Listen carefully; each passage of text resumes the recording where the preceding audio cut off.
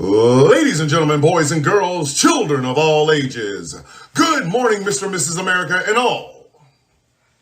The ship's at sea. Welcome to...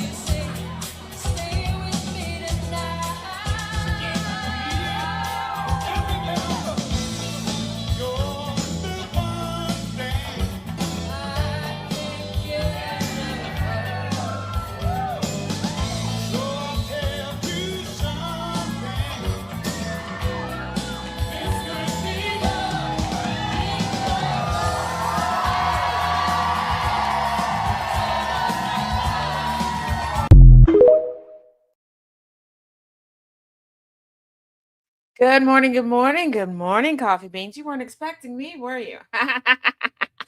Your resident OCB is on his way to the beach. So you got Miss coming to Soda Records herself, Taz J. Good morning, and thank you for joining me here for The Sound of Coffee. For those listening over the radio airwaves at GCPR.live or through our Android or iOS app, hey, y'all know the drill. For those watching and listening from all around the social media sphere, hey, how you doing? So glad you could come through. What it do? Y'all know what it is. It is Friday. And it's definitely Flag on the Play Friday. I am very, very, very caffeinated. Buckle up, buttercups. Let's go. You're up and trusted. Yes, you see it. Don't get used to it. I'm not doing this shit every day. I wasn't expecting that. Figured I'd start y'all with old He-Man Skeletor Drag King shenanigans. Yeah, we're getting it popping with Mountain Dew because I haven't made coffee yet. I forgot how freaking early this is. Okay.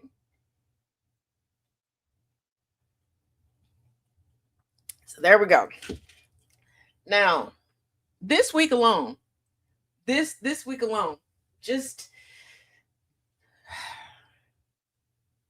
put a gigantic flag over the entire country. Because what? Let's start off with, we got confirmation that Mitch McConnell is dead. And before you go, no, Tez, I saw the picture. He's got all of the stuff all over him. So does Doc Ock. You want to know what Doc Ock still is? Dead.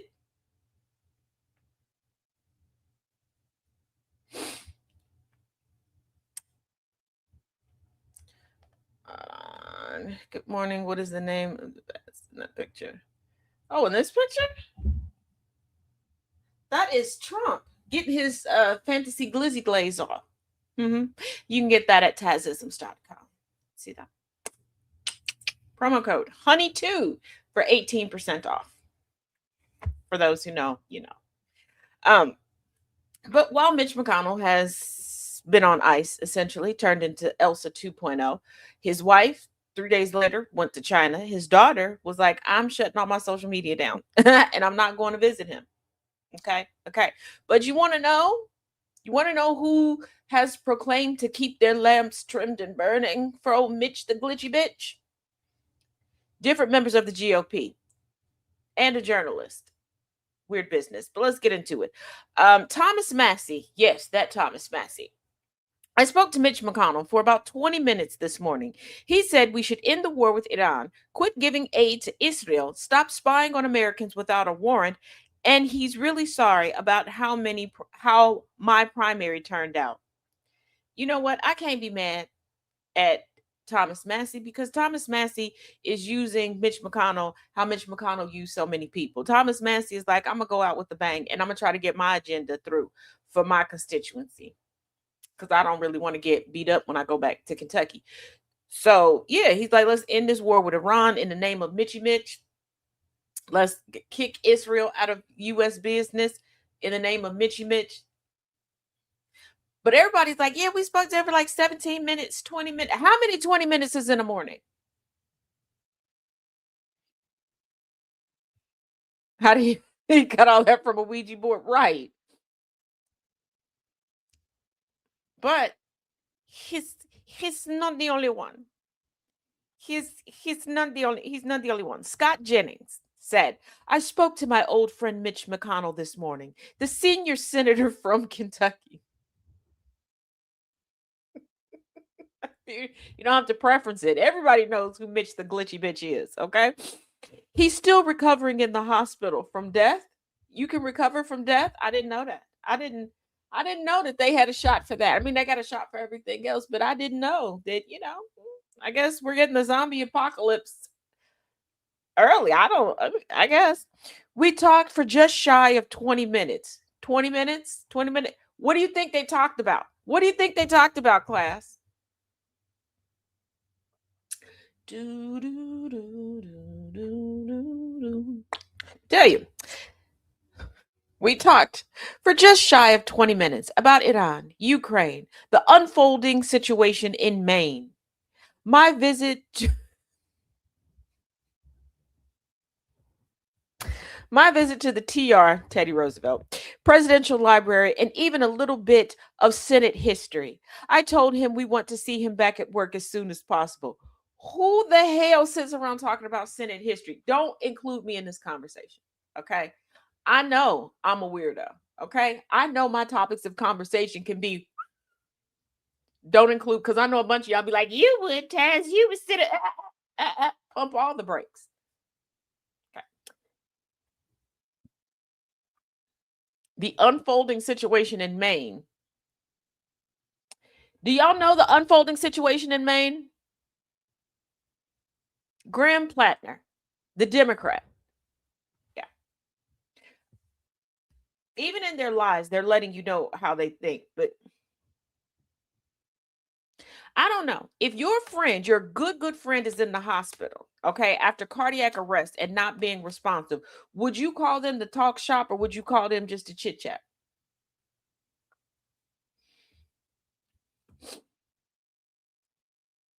I was about to say, yeah, I know, Inferno, I know.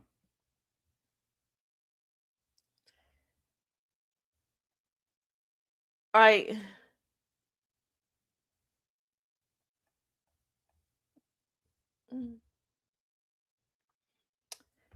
because I don't know. I would think I would stop being friends with somebody if I had a heart attack. I was found unresponsive. I'm in the hospital, dead by the way, because I'm gonna have to come back to haunt y'all. But I'm dead, and you say that you call. But let's say I'm not dead. Let's say they called before I did, before I went on to the dead. Okay, before I went to the upper room. Okay, before I decided to go up beyond the. If you call me to talk business or to ask me some dumb shit, because that's what I'm gonna feel like it is at that point. I'm gonna die while on the phone with you, and I'm gonna let my spirit go through the phone lines, and I'm gonna haunt you. Okay, you never doing the okey pokey ever again. You never gonna do the uchi coochie wally wally ever again, because every time you get ready, my face is just gonna pow right there. What you and y'all didn't talk to Mitch this much when he was alive. At least y'all let Dianne Feinstein just die. I mean, y'all did get one last vote out of her. That was sad. That was. She's like, I voted in favor. Yeah, you got my vote. Okay, honey, I'm coming to see you. Like, Retirement is an option. Retirement, I thought, was the goal. Y'all just retiring with Beelzebub? I don't. I'm gonna be the Walking Dead. Exactly, DJ. Like what? I. I just want to be clear. Okay, I just want to be clear. When it's my time, let me go. Like a few caveats. Okay, because I do know history and I do know that they get it wrong. Let's not forget that they pronounced the 18-month-old baby, and that baby woke up in the morgue. So until we 100, even slip it in the casket. Okay, just put a few Mountain Dews, preferably in a can, in there with me, in an array of Reese's. Okay, because I don't know what's gonna quell my stress if I wake up in the morgue or in a casket. So just in case, put that in there. But still, don't call me to talk business. Slide a cell phone in there and a charger too. Because if I get stuck in the casket or in the morgue, I'm gonna have to call somebody. Yeah. But don't call me with no what? And don't get no Ouija board trying to talk to me from the other side. Because if you let me know that you still want to talk to me, I'm gonna just come back like Casper, and I'm gonna be just randomly, ooh, yeah, like you're not gonna have peace. You're not gonna have peace.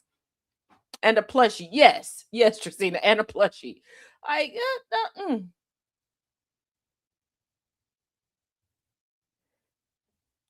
like we're not.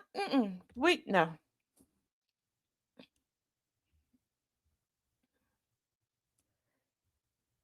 Now, Sarah Ironside.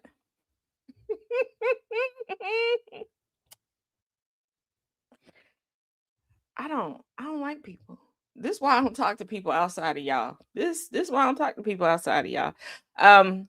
Sarah Ironside, and these are all public tweets that they put out, by the way. Public tweets. This isn't like, oh, I had to write down what they said in the interview. They wrote this. Okay, they attached this to their forever digital footprint. Okay, they wanted this on the eternal World Wide Web. For those that watch the Taz Effect, what do I always say? They still think that we're in the 80s. Okay, that we can't fact check.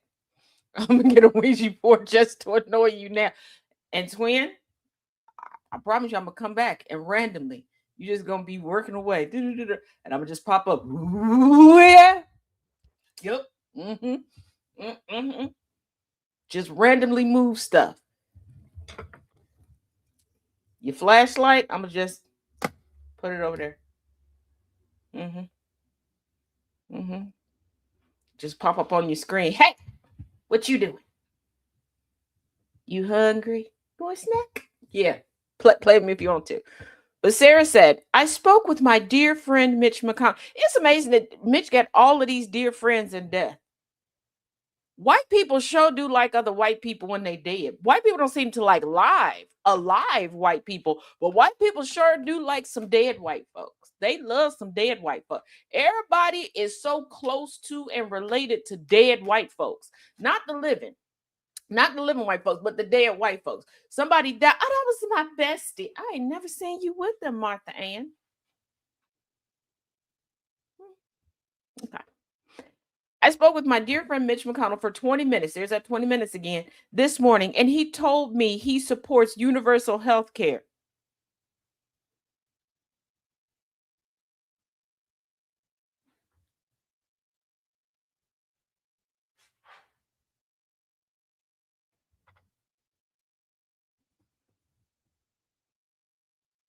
"25 years of me being a bane in this man's existence, and you gonna try to tell me that now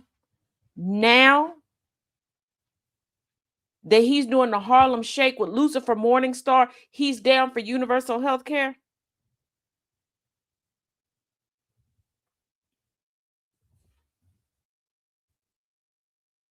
He is tongue kissing Hades right now, and now you gonna tell me he told you that? First of all, GOP, when did y'all want universal health care? Which one of your affair partners got gangrene in the undercarriage?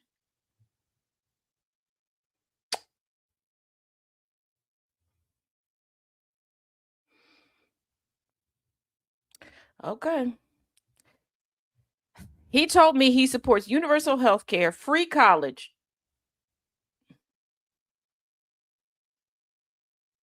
raising the minimum wage, and housing for all. So we're supposed to act like when he was of sound mind and body, and he was able to just be evil as he walked the earth. Wait a second. So now that he taking back shots from Beelzebub, he sees the light. Now that Demon Dick is tickling his prostate, and before you ask, yes, I could go on all day like this. I don't like him. I thought y'all knew that. Did you think I was going to become benevolent because he did? No.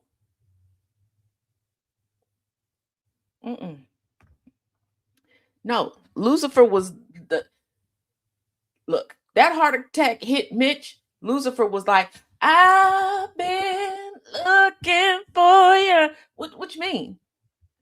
I've been waiting for this. There's only one other person I've been waiting to kick the bucket. And I'm almost willing to risk a little bit of a charge to go and kick the bucket for him. Almost. I got to check to see what the rules are for the penitentiaries that they would put.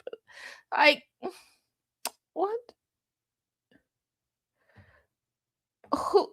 Right. Who's goddamn white baby said that? Because I know Mitch didn't. Exactly, Tracina. Mitch didn't say none of that. It's going to be really weird when they announce he's been dead for weeks with all these Mitch says comment. Right. This is giving Simon the game Simon Says.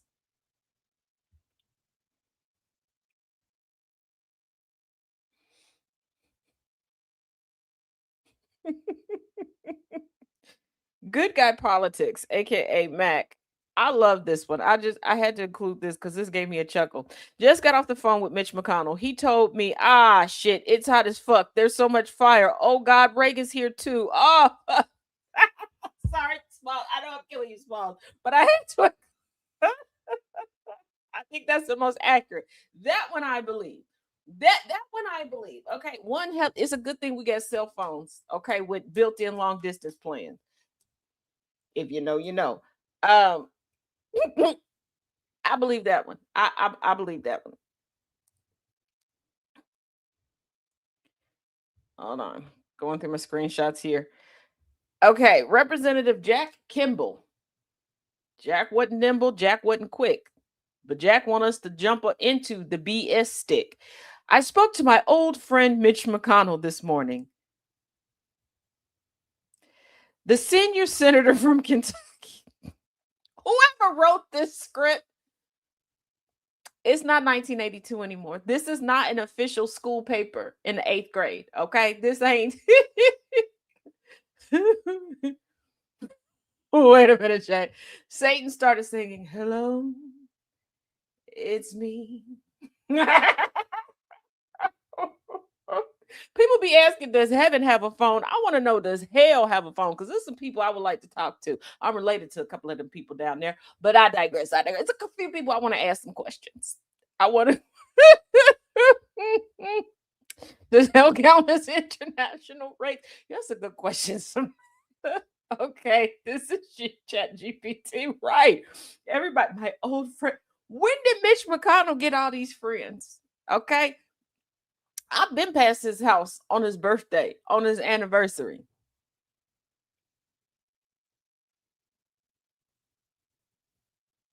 I'm just saying. Okay. I mean, like for award shows, how they get seat fillers. Mitch McConnell couldn't get a seat filler. Hell has a phone. Can we disconnect it? Yeah. So, okay. I spoke to my old friend Mitch McConnell this morning, the senior senator from Kentucky. He's still recovering in the hospital. How do you recover from death? Because I promise you, if this mofo sit up, triple tap to the back.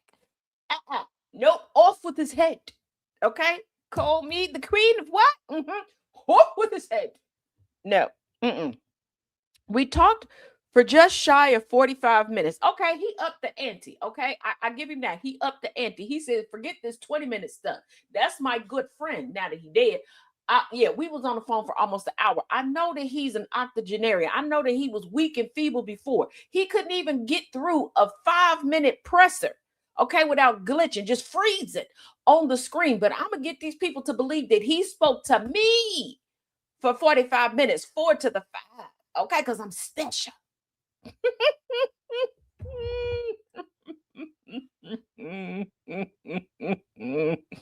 He's so sharp. Well, when rigor mortis sets in, blunt, sharp, describe it how you want to describe it, Booski. Okay. Just like always, sharp is not an adjective I would ever use for Mitch. Nope. Mm-mm. I mean, technically, he for the past like 2.5, 3 decades, he already looked like the Walking Dead. So, just like always, he let me do all of the talking. No, no.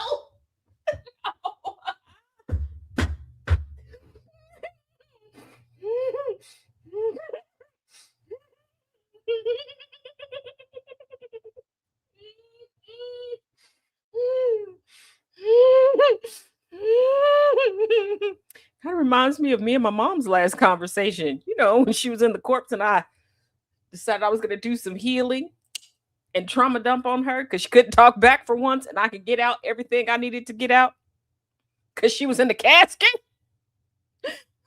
Bells will be ringing.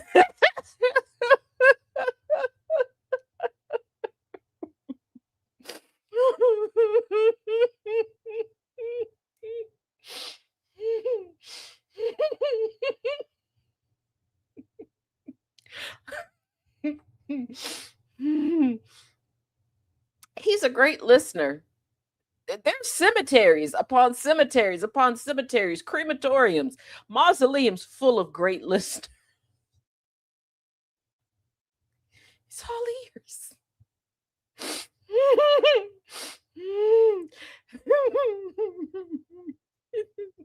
It gets worse. It gets worse or better. It depends on your perspective. After that, we prayed silently for a while and had a staring contest.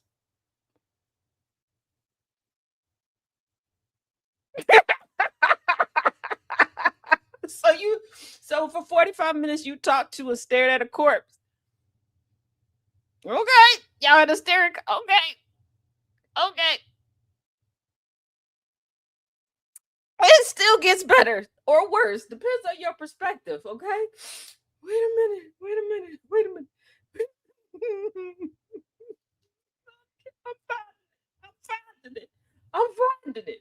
I'm finding it. Y'all gonna understand in a minute. Hold on.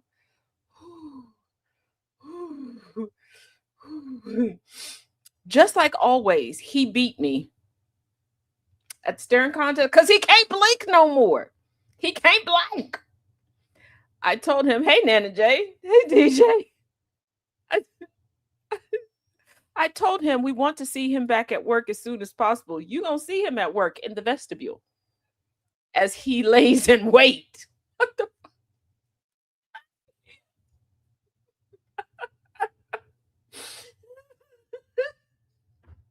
This man said, I need to join in the shenanigans of claiming I talked to Mitch the glitchy bitch, okay? But I got to be honest about my encounter with Mr. Turtle. And nobody, nobody, this is Charlie Kirk 2.0. Everybody is trying to capitalize off this man just dead. And they ain't even putting him on ice. It is too hot to have this dead man just chilling in the hospital room taking up space. Okay, do you know what happens when you leave thawed out meat out in the heat? Lord the mercy. Matt Bernstein, I don't know. Just got off the phone with my close personal friend Mitch McConnell. We spoke for 6 hours. He told me he is gay and might be interested in exploring polyamory. I look forward to him returning to work as soon as possible. Yes, that one is a joke, but come on. Here's another because people started having fun with it. So here's another good one. Just got off the phone with Mitch McConnell. We had phone sex. Okay. So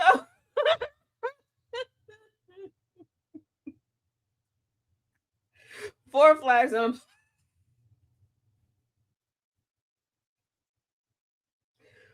4 flags on a play, 5,000 yards, slight delay in game. Jesus Christ on a motorbike. You got to be more creative than that. You got to be more creative than that. Pause.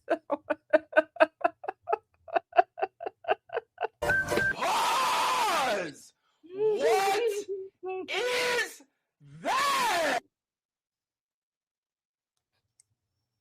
Because not we prayed silently. We had a staring contest and he beat. I can't wait to see him back at work soon. You will in the vestibule. He will be laying in wait. And you know what? At this point, when they finally allow old Tadpole Turtle, Frisky Frog himself, to lay in wait, I feel like we should, whoever can, okay, take him some work. Tape it to the casket or the sarcophagus. I don't know how to get like. I feel like at this point they just gonna paper mache him into his sheets. Cause what? What, Ghost Stepper? Just got off the phone. Just got off the phone with Mitch. He told me that he wants people to quit calling him.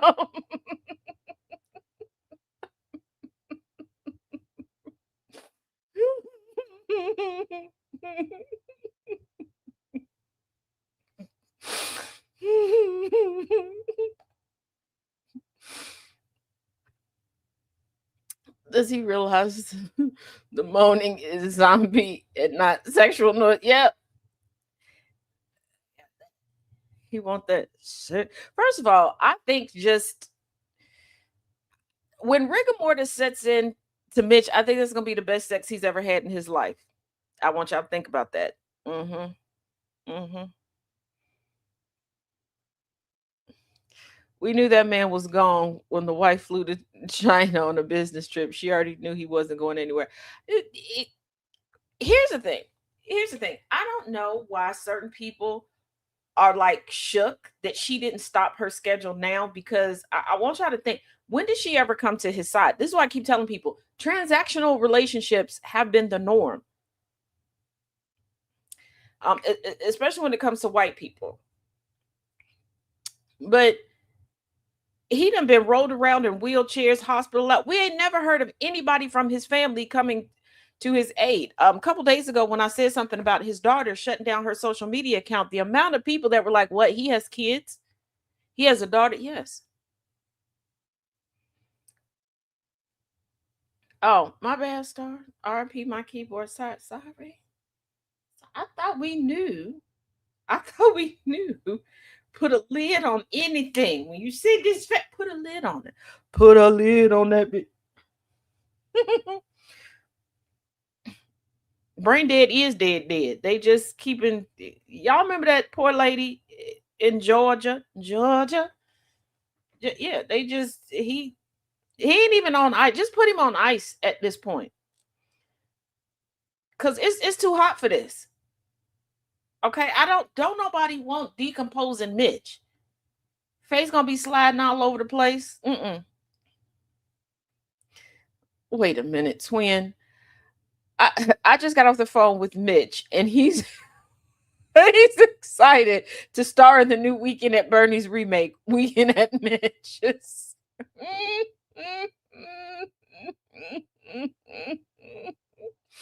Right, just put him in the freezer. Oh, I laughed so hard I spit it everywhere, man. Oh, I'm sorry. I sorry. A little bit. I'm sorry. A little bit. This is why we keep me backstage in the morning. This too early. My brain does not have the 45-second delay on it yet. Okay. My brain is not to the point where it's like, whoopsie, we shouldn't say that. All right. Yeah. I told y'all when I get up in the morning, as soon as my feet hit the floor, I'm ready to go. I'm for the shits. Let's shenanigans again and again and again. Now, oh Lord to mercy, Lord to mercy. Y'all.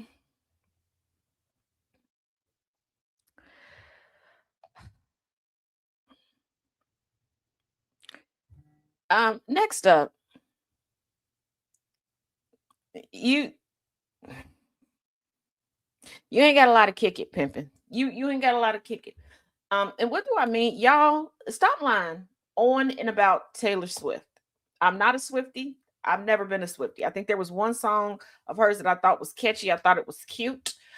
There was one video that I liked one part of the video, and it was a clip that was going around social media that I didn't even know belonged to her. So pish posh. She is not a fashionista, and that's fine. That's not everybody's ministry. Okay.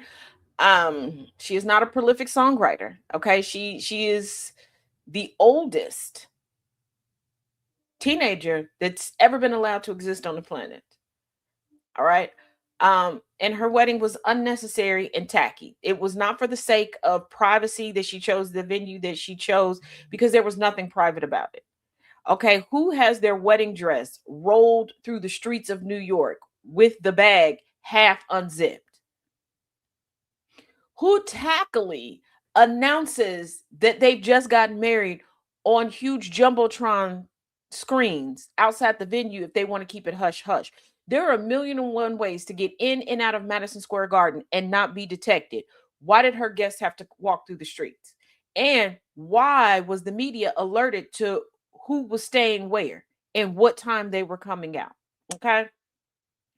I need y'all to realize this young lady desires constant attention. This is why she sells y'all the same variant of a song 50 million different damn ways.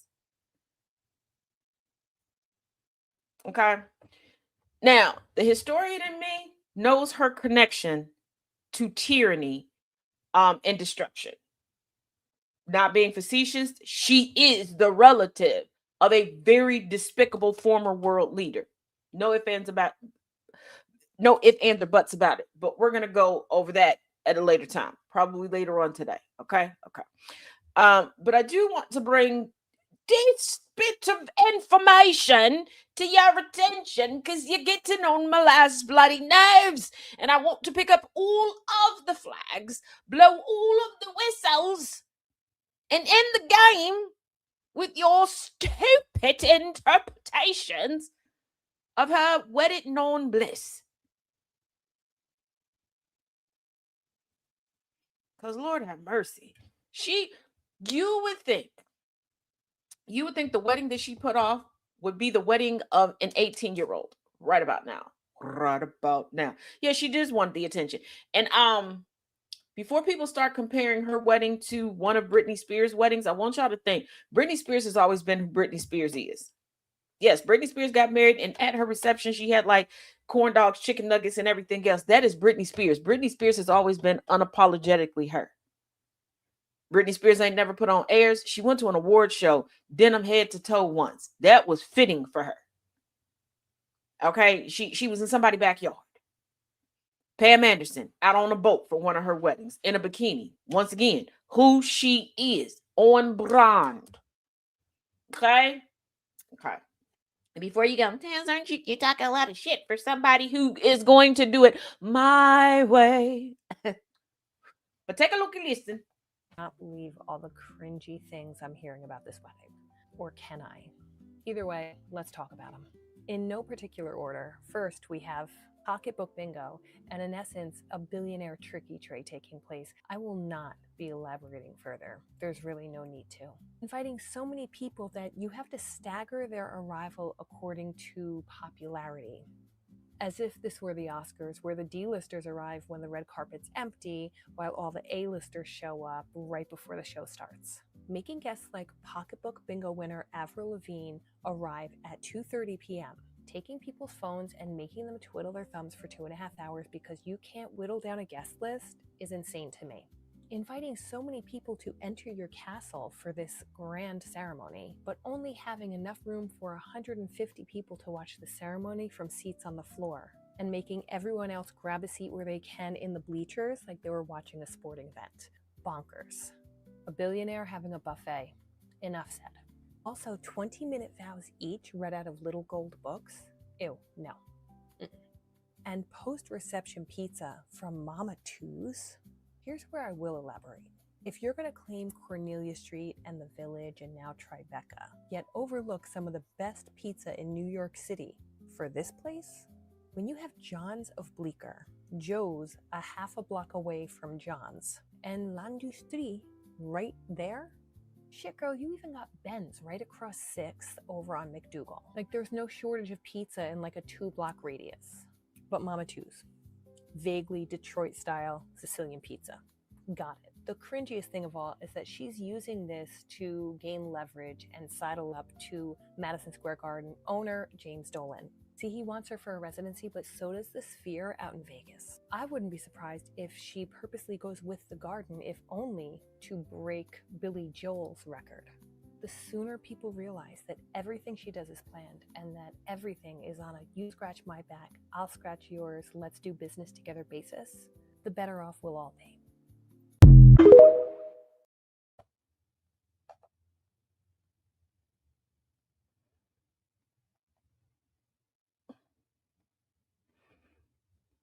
Oops, hold on. All right. Inferno, no, she wasn't on American Idol. She was signed to at 14 in 2004 to a fledgling independent label. She started off as country and then she moved. She swapped over. But I want y'all to think about this. You can invite people to your wedding and then invite more people to the reception. What was the point of inviting people, turning some people away to a venue that has a plethora of space? But if I would have had to sit outside the ceremony site to wait for you to get done, I would have left. What do you mean we're having a raffle at a, why are we having a raffle at a wedding, period? Why are we having a buffet style wedding at a billionaire's wedding? I've been to plenty of weddings where they did have buffets for the reception, budget friendly, budget conscious, or they had like family style offerings. Cool. You're a billionaire that your fans keep saying you're for the small people and she does so much for small business and she pays people, but so you couldn't properly pay a catering service? You had Adam Sandler officiate, and that was one of the first nuggets that broke. Let me explain something to y'all. And some might get hurt by this. You might need to. Okay, first of all, Six Flags on the play, 100,000 yards. Some of y'all like Taylor Swift because she's mediocre. And for some of y'all, you don't really like Taylor Swift. You just hate other artists that are melanated. She has written the same song since she was 14 writing country music songs. She has not elevated in her talent because she doesn't have to work on it. Y'all don't make her work on it.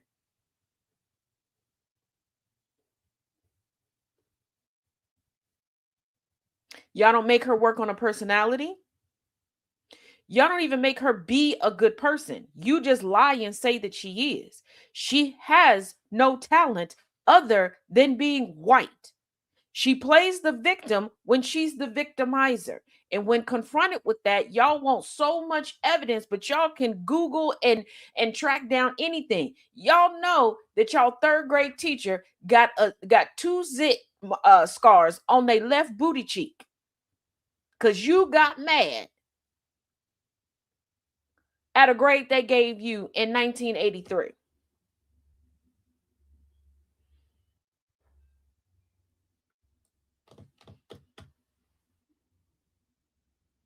Now, there are some people who like a few of her songs because it makes them nostalgic for when they were a preteen. Understood. But other than that, a lot of folks just like Taylor Swift because they hate talented, melanated women. This is why when the conversation of Taylor Swift comes up, there's always somebody that goes, but Beyonce ain't got shit to do with this. Ain't got a damn thing to do with it. Not one iota. This is why she playing in y'all face. She built a castle in Madison Square Garden.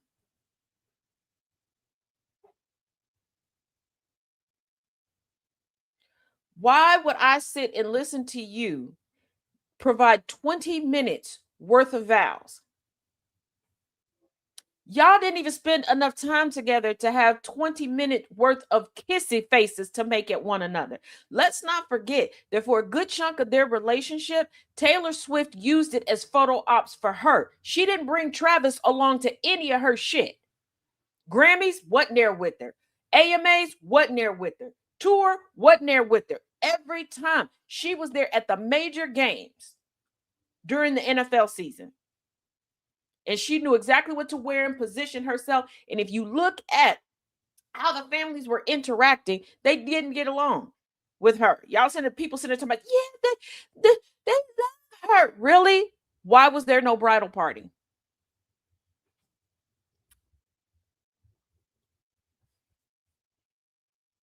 I can understand no bridal party if you're having something small and intimate. You rented out Madison Square Garden to have no bridal party.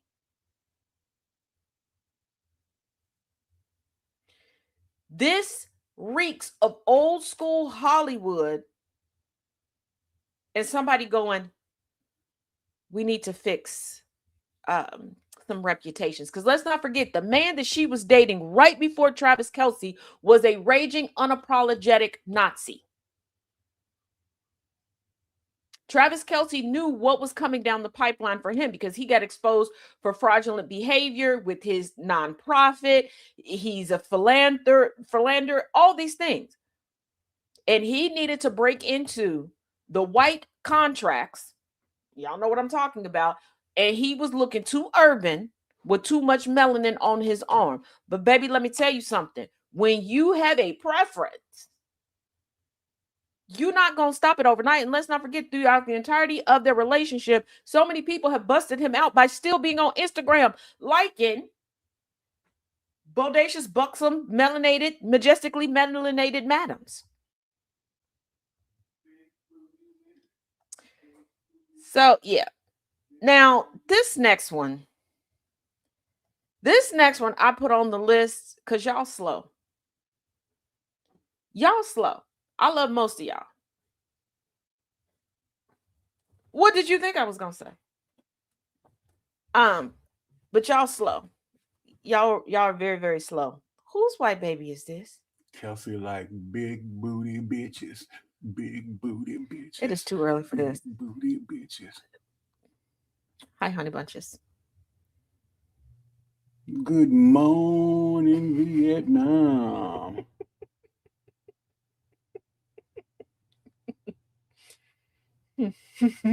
Dragon says, hey. What up? What up? Did you make coffee? Making it now. Thank you. You are welcome. I wasn't sure when you were going to wake up. Me. So, you know, you was readjusting me while you were sleeping. You just decided you're going to lay here because this is what's comfortable. And you're going to lay here because this is what's comfortable. Look. I get in the bed, right? And as soon as I get in the bed, there's a knee up my hind part. I was in the fetal position. No, you are. And now, how is there a knee up my hind part when I'm laying on my back? I don't know. I'm like, what you pick that out of there? But no, throughout the whole night, you were readjusting me. I didn't want to be under the blanket. Guess where I ended up? Under the blanket. course. No, not of course. That's not where I want it to be. Hey, sound like you problem. Absolutely not, sir.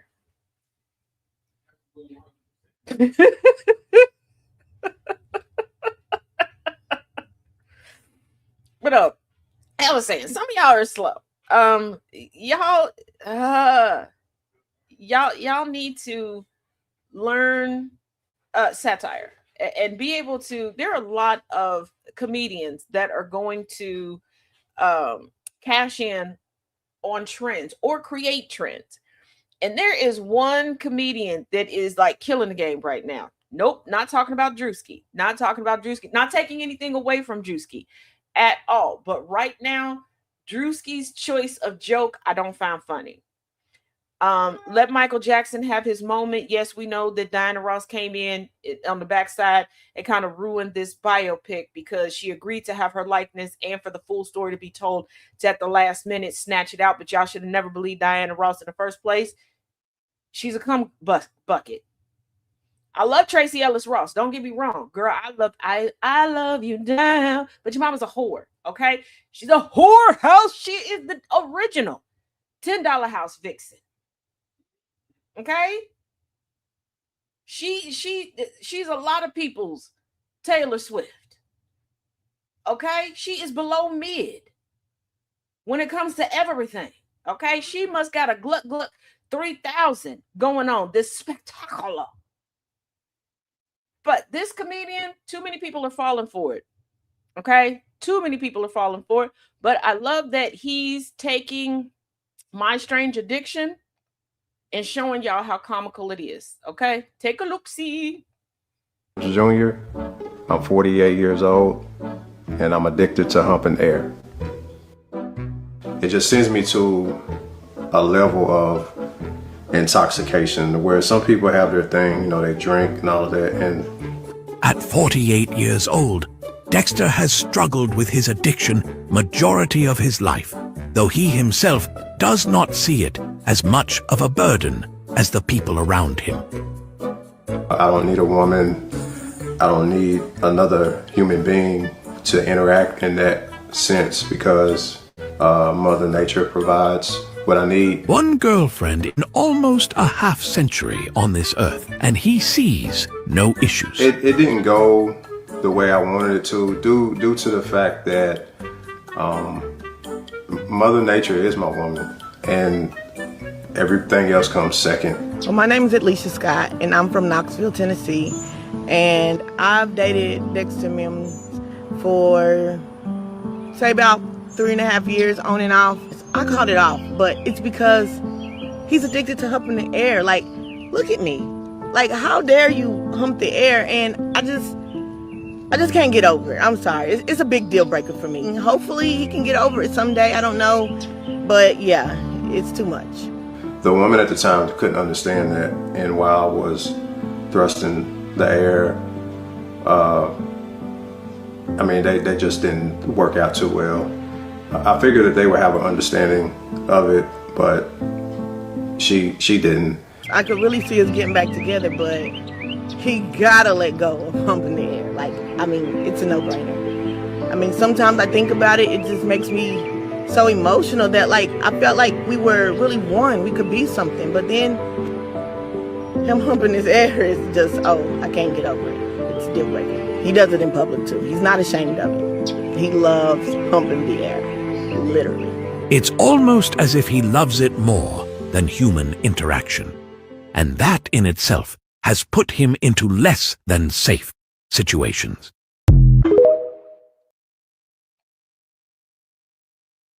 This is why I say I love some of y'all. What was the warning I gave you before I start this video?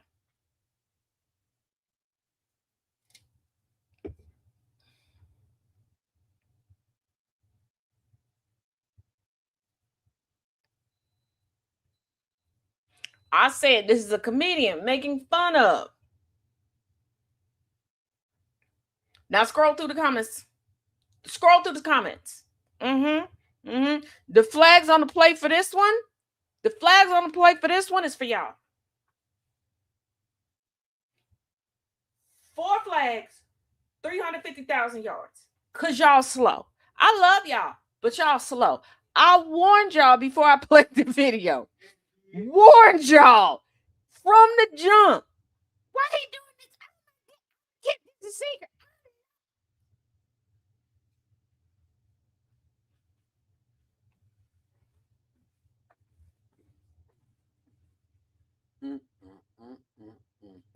I don't know how y'all missed that she said a comedian was killing the game.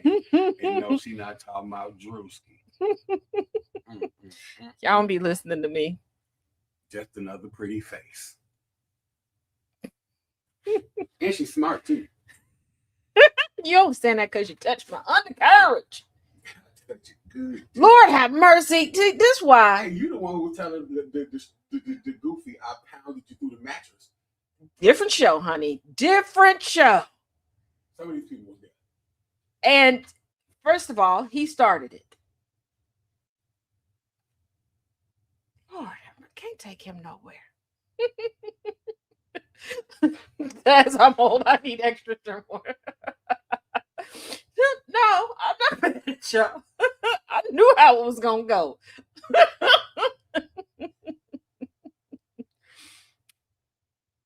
Now, Lord have mercy. Don't touch the undercarriage. Yes, Samantha, it's still hilarious. That's what I said. He keep killing the game. It is. I have been watching people all week reacting to him. Is it for real? First of all, the character has a TikTok page that all of these videos are on. They're not on the TLC page.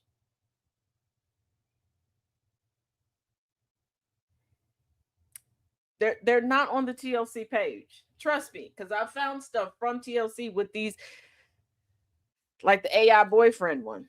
Because Lord have mercy. Now, you know,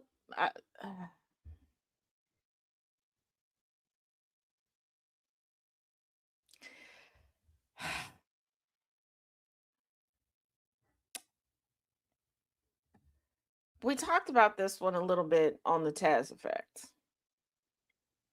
But evidently y'all wanted to talk about it again because I saw it in the Discord 101 times.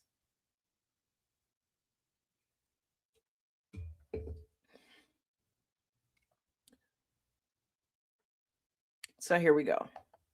Accused of cutting off his own genitals and using them to start a fire. And no, this is not AI or a fake story. I'm Jazz Williams. I'm going to tell you what we know. His name is Christopher Peden, and despite all his pain, he's still being charged with arson, which carries a potential prison sentence of about 12 years. Now, according to authorities, Fort Wayne, Indiana firefighters were dispatched to a garage fire at the same time that they got calls about a stabbing. And at the hospital, Peden allegedly told an officer that at about 2 a.m., he went into his garage with a kitchen knife to cut off his own genitals. Then he allegedly poured gas on it and then set it on fire and walked away until he found police. Now, if by chance you do want to learn more about this story, I'm Jazz Williams. You can find out more of the details when you download the WBRC News app.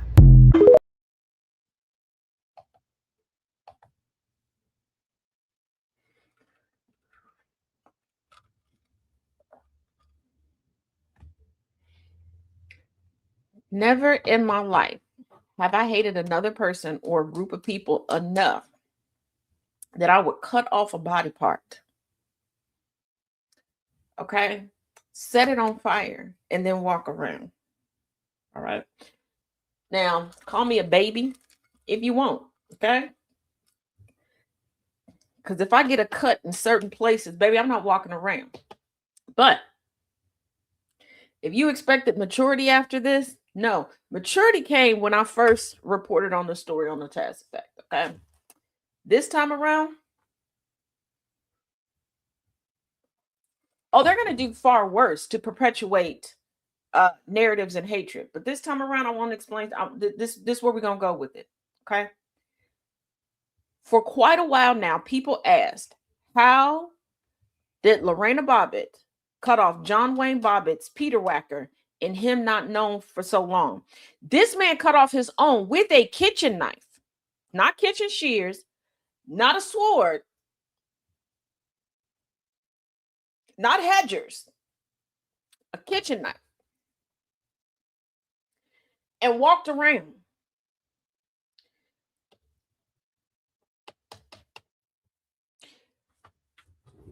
Penis carriers, come to the front. Hey, Professor. Penis carriers. Does it really hurt when y'all get kicked in the junk? Because how are these men cutting a schlang saw and they functioning? Okay, first and foremost, good morning, Vietnam. And secondly, getting kicked in the balls. The balls, you could take these balls to the face with some tahini. Is a lot different than the penis, because the penis is less sensitive than those balls. I said in the junk. The junk is the balls.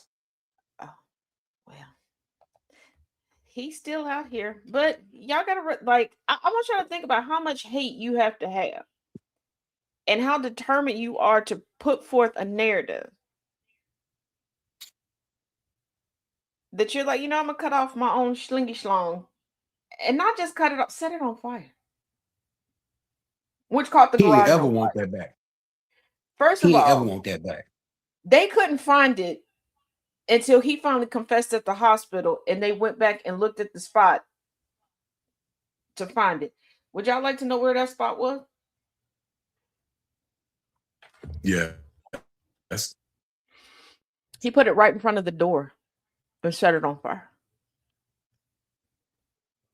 Let's talk about a wiener roast. How about that?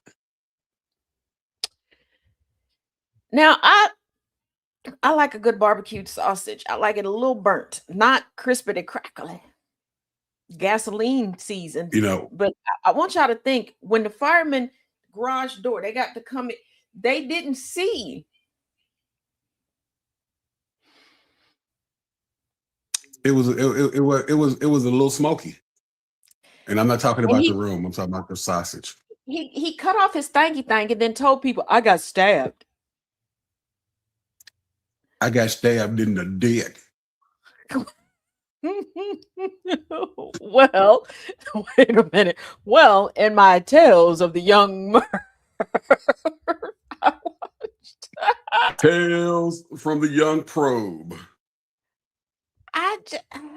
Yeah, they stepped over it, stepped in it. I mean, it wasn't no more good. He had to confess like this. First of all, cops, and before somebody comes in here, I don't know why you always talking bad about cops. Because I can. And I got a brother that's a cop that I question every day how he's a cop, but I digress. You're not good at your jobs. I have yet to find a cop that's not on TV, a real one that's truly good at their job. This is why when somebody seems good at their job, we got to have a special ceremony for them. Anywho, I don't care. But this man walked around, looked for cops. Did he live in an area where cops would just be walking around? No. So he walked for quite a bit to find cops. He was like, I got stabbed. And somebody else got stabbed too, I think. Get to the hospital. He's bleeding from the undercarriage because he ain't got no pee-pee no more. Okay? He ain't got no pee-pee on. And he made sure that the pee-pee couldn't be reattached. And they're just sitting there going, so they stabbed you in the pee-pee? And then he's like, you know what? Y'all so stupid. I'm gonna tell you what really happened. I was sitting around the house, wanted to start a fire, and I thought best way to start the fire is to cut off my pee-pee and use it to start the fire. And I hate people, so I was going, blame it on the people that I hate. Because nobody thought to ask. Go ahead. What had really happened was he wanted to transition, but he didn't know that they used that little piece of meat to formulate the vagina. So now he can't have either. He just want to be a eunuch. What happened to good old fashioned dog poop in a bag? Then set it on fire, right? I don't know about these new races. They do something really weird now. brings new meaning to the movie line, "You gonna take that dick?" I don't even He took it all right. New meaning to I ran out of pee.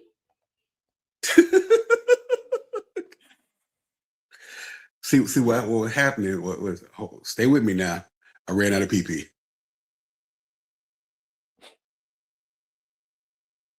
Yeah, you ain't the dick. He definitely. Well, I know one thing he can't ever say to nobody. These nuts. No, he can Got say him. that. Got him. He can say that. He just can't say suck my dick. Cause, oh my God, like I don't even know how many yards to give that. Cause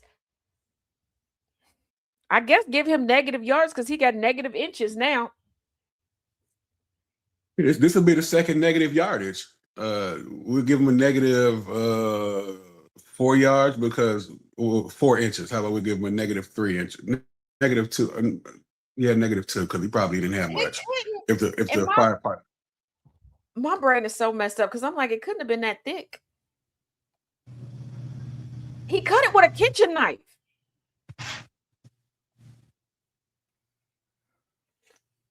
Kitchen knives don't cut worth shit. That's why it can't be that thick.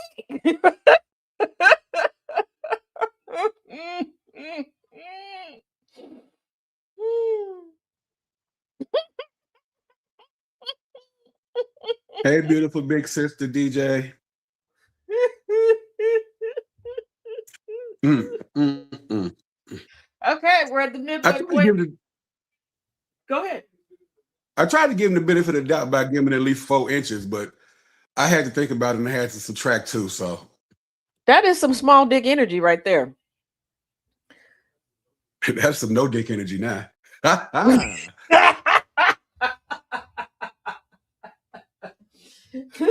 Just you're right. That takes commitment. Yeah. Hey, Jess, you beautiful creature, you. Oh, okay. Hold on. I got you. I got you tracking. Hold on. Here we go. Not to put the lotion in the basket. There you go, Drake. Jay Thomas, good morning. That's a red card. Yeah, you're right. That is a. He can't play the game. He can't play next match. Nope. Matter of fact, he ain't gonna be playing no more matches. He ain't playing with no more matches either. You know what? I was gonna play the sound, but I think this is so much more appropriate because he is a dick. He might be the dick the dude lost. Damn. What's in the fucking box?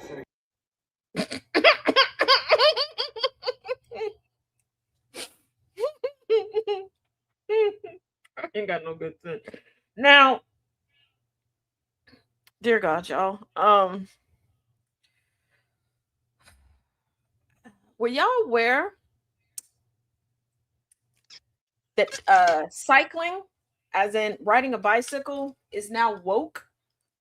It's DEI. It was something else that was woke that we found particularly stupid too. Yeah, but here you go. Did bicycles just become political? Because apparently, according to the administration, even your little Schwinn bicycle has an agenda. So the Transportation Secretary, Sean Roe Rules Duffy, has announced that the federal government is terminating all grants for bike lanes. And you want to know why? Duffy says they're DEI. Yep, you heard me. Bike lanes are diversity, equity, and inclusion. Bicycle riders, the people with helmets, water bottles, and calves stronger than my Wi-Fi signal, have apparently been added to the culture war. But I'm confused because I thought conservatives like Duffy and the president said that using your tax dollars for things that help all of us are socialism. So bike lanes are bad government spending, but roads are freedom pavement, bridges are patriotic concrete. This is why I tell y'all words don't matter and none of that shit means anything anymore. They just throw labels on everything like like a toddler with a sticker book. Because how is a bike lane DEI? But billionaires getting tax breaks, government contracts, and special treatment. Oh, that's just business. Okay. I'm starting to think something, y'all. The only diversity, equity, and inclusion that conservatives actually like is when rich people get to dig in your pockets. But congratulations, America. Even the bicycles have been drafted into the America's culture war. Y'all tired of winning yet? Okay. So America has now officially become whose land is it anyway? Where the rules don't matter and all this shit is made up. You get your dumb ass out there on that bicycle and get hit like a regular motherfucker in a car. Mind you. Former real world co-star Sean Duffy, and I think his last name being Duffy is so appropriate. If y'all don't know what a Duff is, go Google it and come back. Okay. He and his wife and I know his what a doof kids, is. his gang of kids went on vacation throughout the states to learn history up close and personal on our dime. Same thing that our VP put in the pullout and his wife and their kids did. Because remember, VP put in the pullout and his wife said on a podcast, Katie Miller's podcast, that their goal, their bucket list is to vacation in all 50 states. So it's okay for them to vacation while on welfare, but can't nobody else vacation while on government assistance.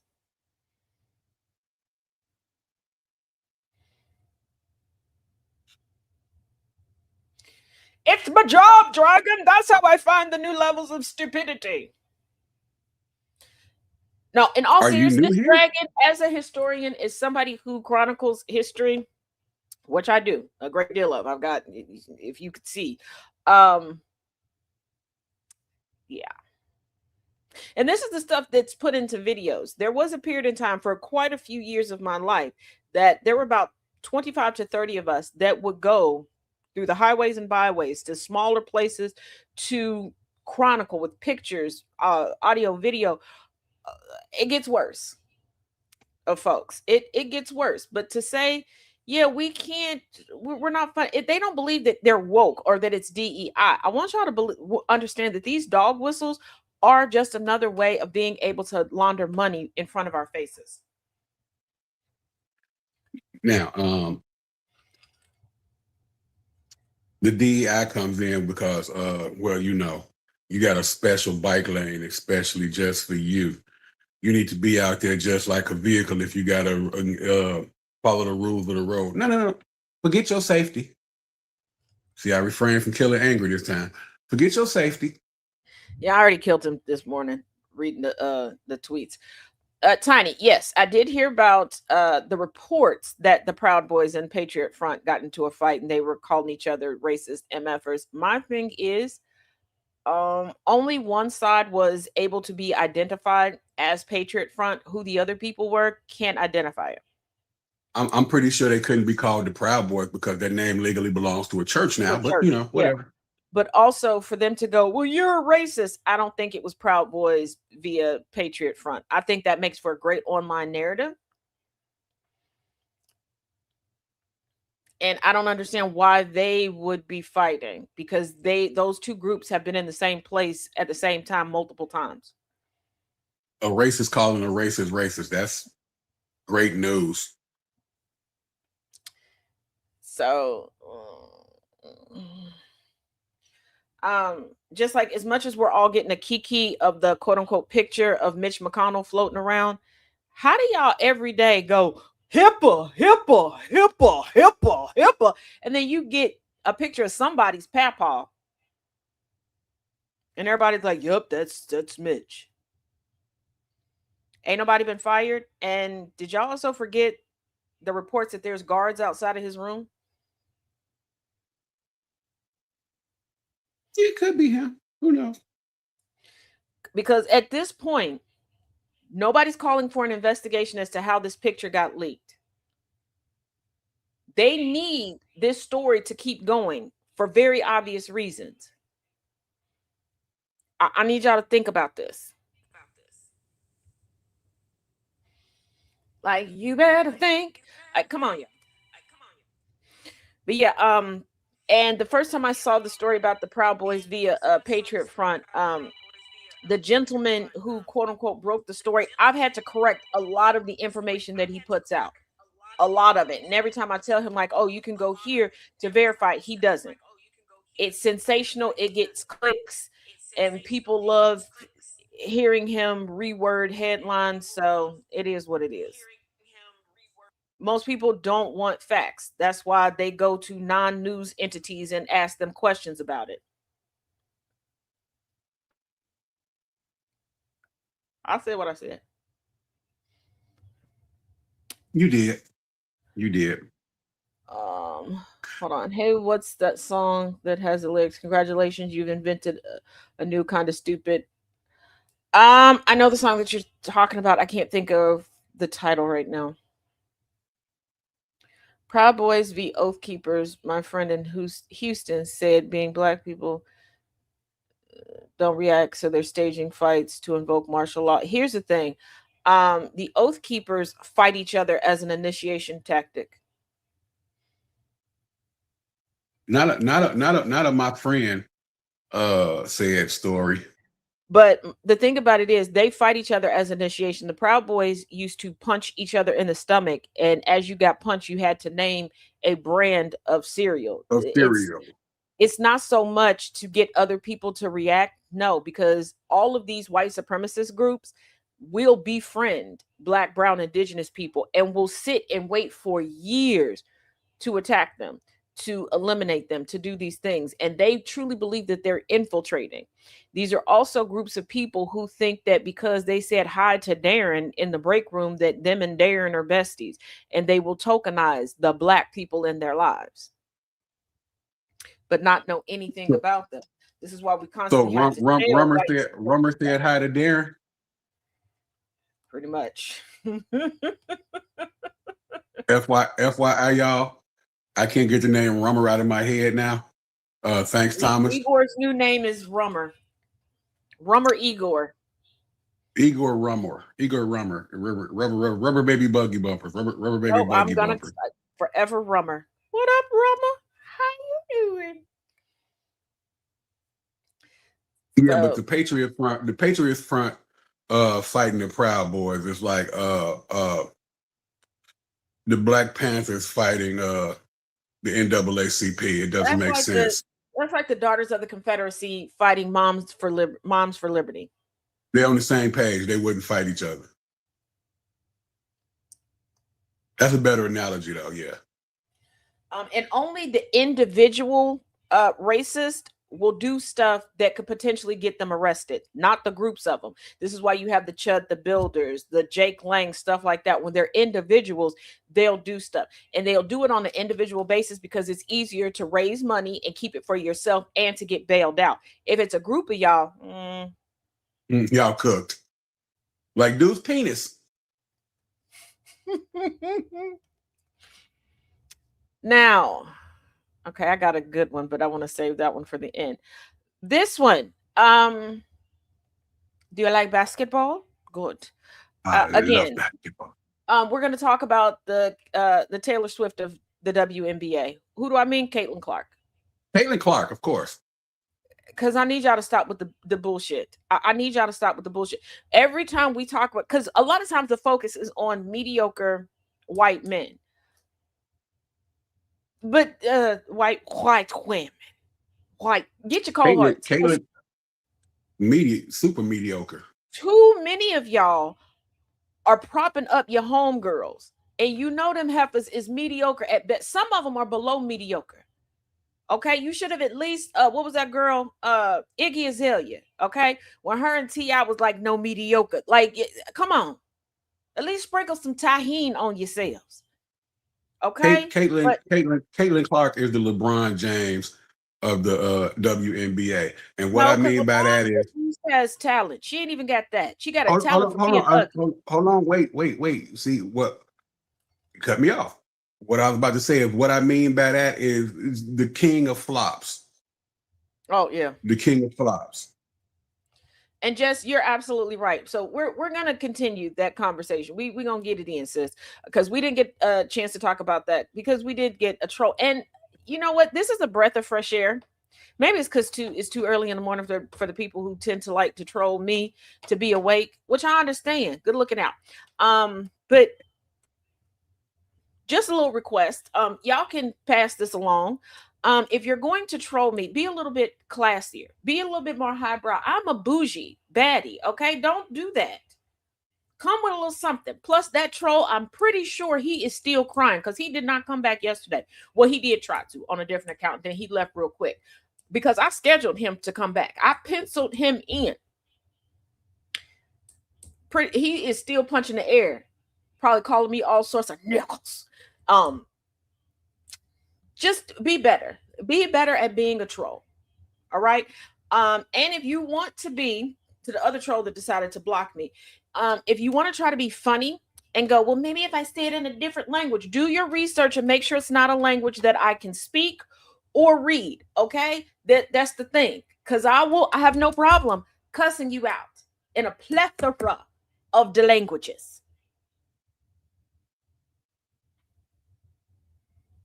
She does not. Thank you, Tracina. Can we get an educated troll? Yes. Yes, Elijah. Put a little seasoning on the trolling. I deserve better. I put in a lot of groundwork before I put my face on the camera. You should do the same. Do a little research. Try to like pull up something that's not in my wheelhouse. Make me glitch, okay? Make me have to do some research to keep up with you. Make it worth my while. And remember, I got nothing but brothers. I didn't grow up with sisters. My mouth is vicious. Still is. Lord have mercy. I grew up having to take a punch. Okay, I got a no-call, no-show leg. Do y'all know how many times I done bounced off of a hard surface? Still gotta laugh. First time, on side note, I had warned him that my leg does give out and I will fall. He hadn't seen it. The one time I was here and bounced, he was like, what was that? Me.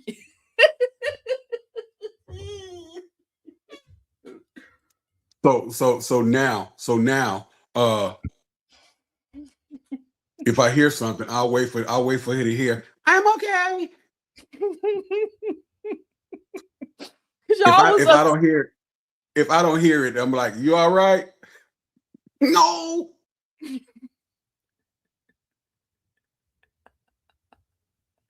I can laugh about it now, but I think the funniest one is when I fell trying to get out of the bed. Okay, I did not realize how close to the edge I was.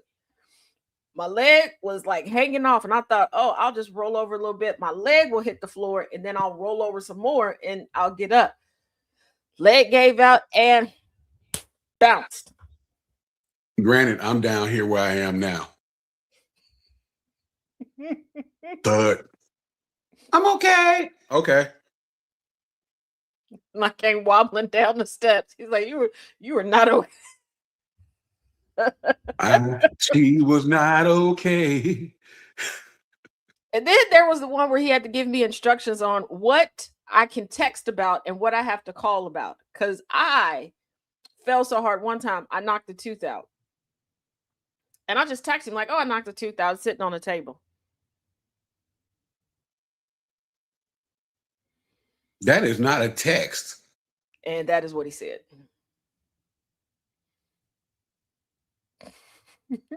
Taz starts yelling, ooh, a piece of candy every time you fall. Ooh, a piece of candy. Ooh, a piece of candy. Ooh, a piece of candy.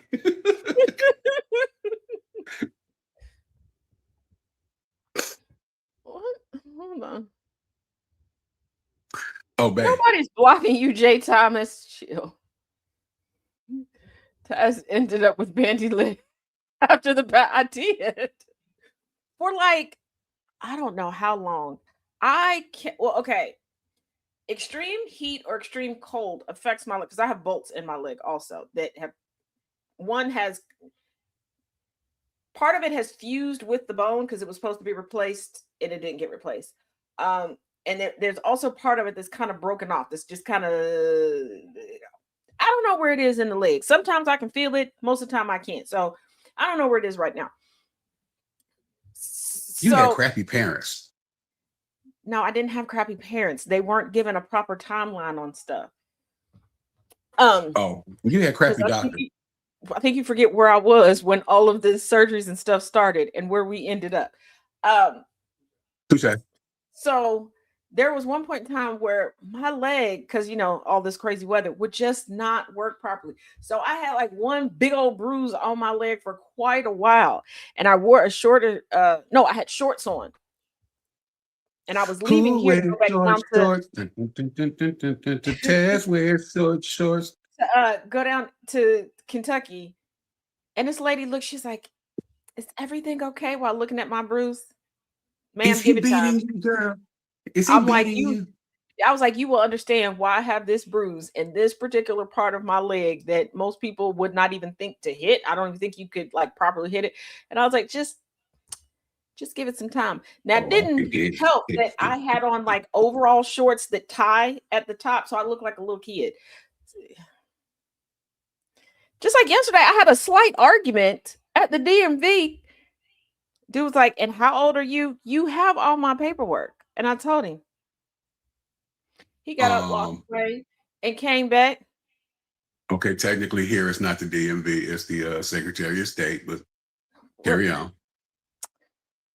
So that they understand what I'm saying, dear. Got you. My And bad. I'm sorry. I'm being hyper me. Yes. So I'm just like, y'all like, yeah, it's Jess love overalls. Get you some overall shorts, Jess. yes. But I'm like, don't do the overalls like he had me in looking like Okay, first and foremost, Luigi. those were coveralls.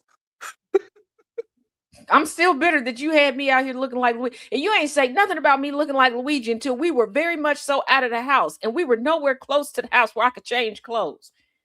Ain't nobody tell you to put on that green shirt. It was my Mario shirt. That's what made it even worse. It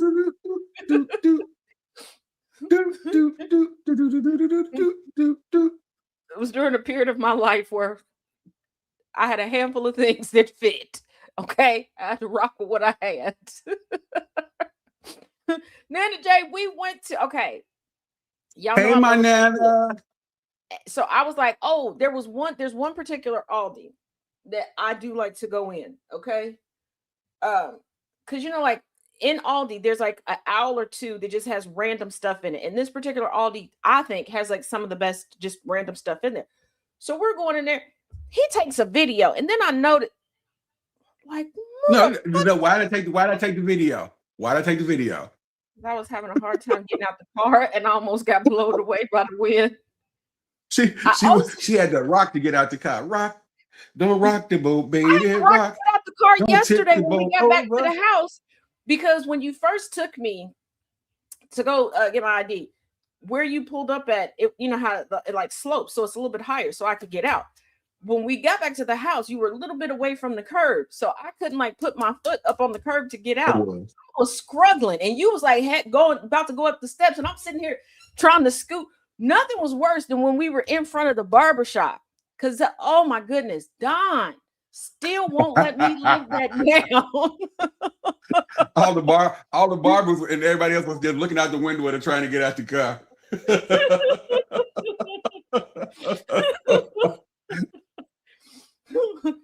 Yeah, Dragon, if the wind here, a few different gusts. Yeah. One time Gambit saved me from flying away with the wind. Yeah.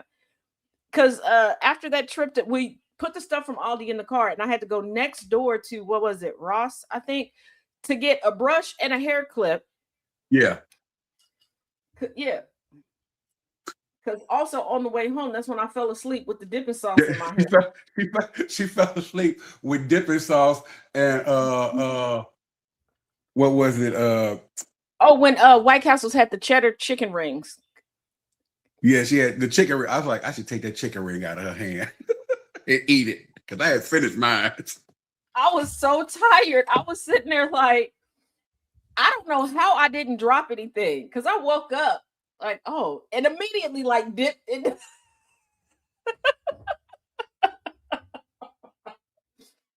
Look, y'all, this is the picture. I'm driving, right? I look over. She's over there. Just dipping sauce ready. Nugget in it. Chicken ring in hand. I'm like, I should take that chicken ring.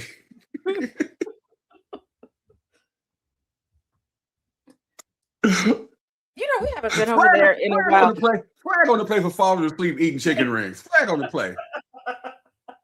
However many yards it took us to get back from Indiana. Flag on the play. And I don't even think, were we even on the highway yet when I fell asleep? I remember the on ramp. And then I remember we had just got on. I remember the on ramp. I do not remember being on the highway. And then I remember being on the road, like maybe 2 or 3 blocks from home. I do not. Yeah, Tiny. They had cheddar chicken rings, Tiny. Yeah, for a period of time. They were coated in cheddar dust. Yeah, it was like a promo thing or whatever. Did we pass? I know, right, Erica. I know, Erica. She was like a big kid. Just get in the car. Wee. Yeah, I was just like, I don't even know how I don't know. I felt like there was something good going on at the White Castle. Like, can we go to White Castle? They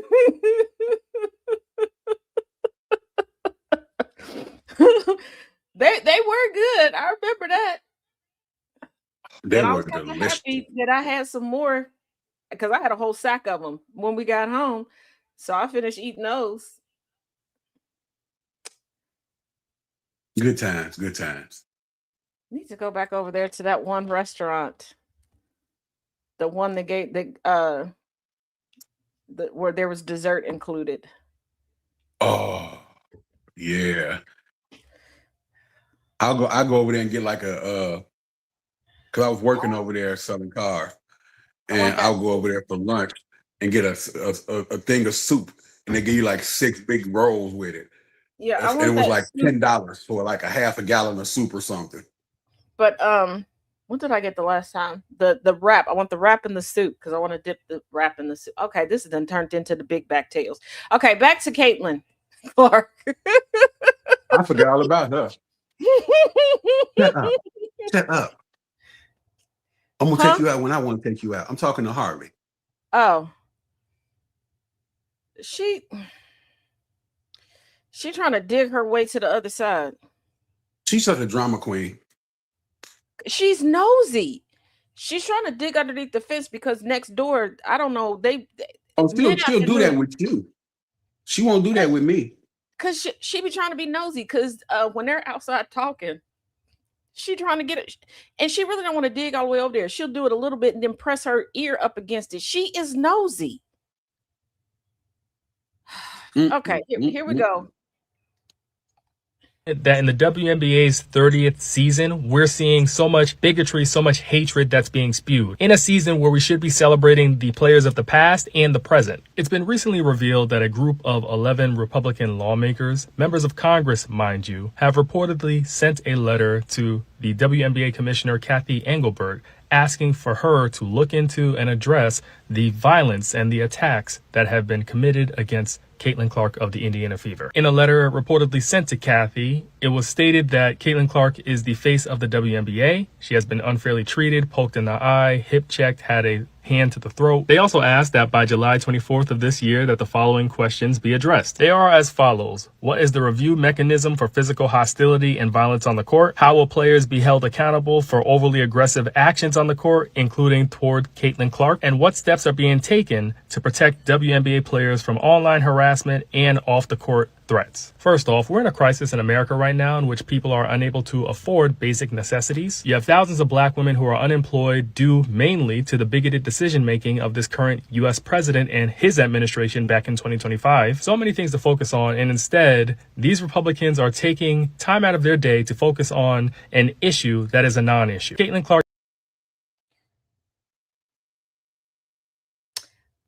How are you going to say somebody? A white woman at all costs.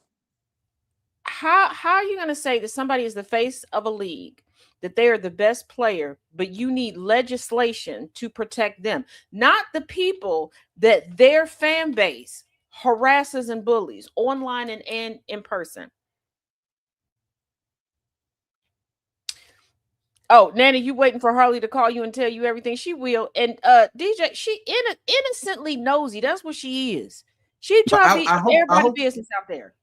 I hope she tell you that she went up my stairs and took a crap on my carpet twice. A place where she's not allowed to go.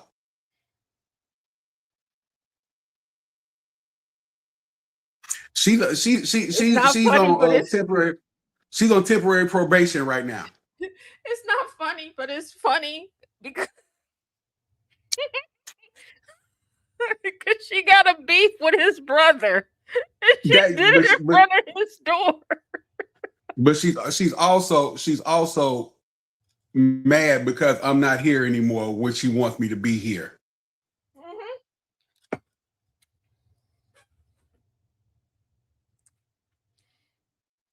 Now you know she'll skip that part, yeah. But no, Caitlin Clark, like, why are we trying to get legislation? I think the bigger picture that people are missing is this legislation would force Caitlin Clark to get the stats that they believe that she should have, because Caitlin Clark has never been a great player. And before somebody goes, I need y'all to think about her collegiate career. Okay, she's won no championships, and they built something around her to protect her. Everybody else had to conform to make her look good. She's not a good player. They were dogging Angel Reese out, even though Angel Reese dogged her out in championships. So when they got to the WNBA, they built up Caitlin like, "Ooh, she's the best in the world," and lowered Angel Reese, but they always show Angel Reese's misses, but never her accomplishment. Annabelle, I got to push back on you. Caitlin Clark, nobody should be on her coattails. She's not a phenomenal player. She's making money because she's a white woman. This isn't about feelings. This is about facts. She's a piss-poor racist who enjoys allowing racists to try to intimidate those around her. She flops around like a fish out of water. She wants to beat everybody's ass, and she spends more time injured on the bench every other day. She is not a good player. She does not make money for anybody else. Her teams do better when she's not there. Yep. This isn't about women being too sensitive. Absolutely not. She is not the face of anything. They made her the face of the league because she's white. And there are white people who would not support the WNBA because it is so LGBTQIA plus heavy and so melanated. And they wanted a great white hype to get in there and do the thing for them. Asia Wilson is the best player right now in the league. Not Caitlin Clark.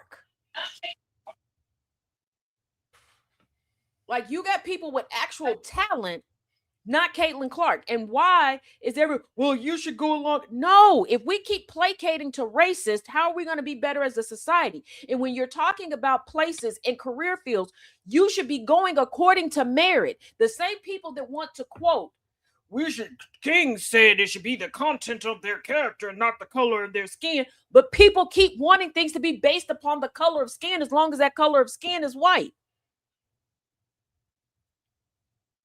No, she's not there to get the seats full. She's not selling out shit. She is there, like I said, for freaking racists. And the racists don't have the money to buy the damn tickets. She's not putting bodies in seats. And I really need folks to reconcile with why they want to go so hard with mofos because they're white and they got coochies. She's not selling out a damn thing. You want to know who's selling shit out? Angel, Asia. There are people who are putting butts in seats. She ain't one of them. There are people right now in Chicago. There's groups. Every other day I see a video that they are still hurt that Angel is no longer playing in Chicago, that she's down in Atlanta. Yep. And they're putting together groups to get on the Flix bus and the Mega bus to go down and support her. Angel got invited to be on Victoria's Secret.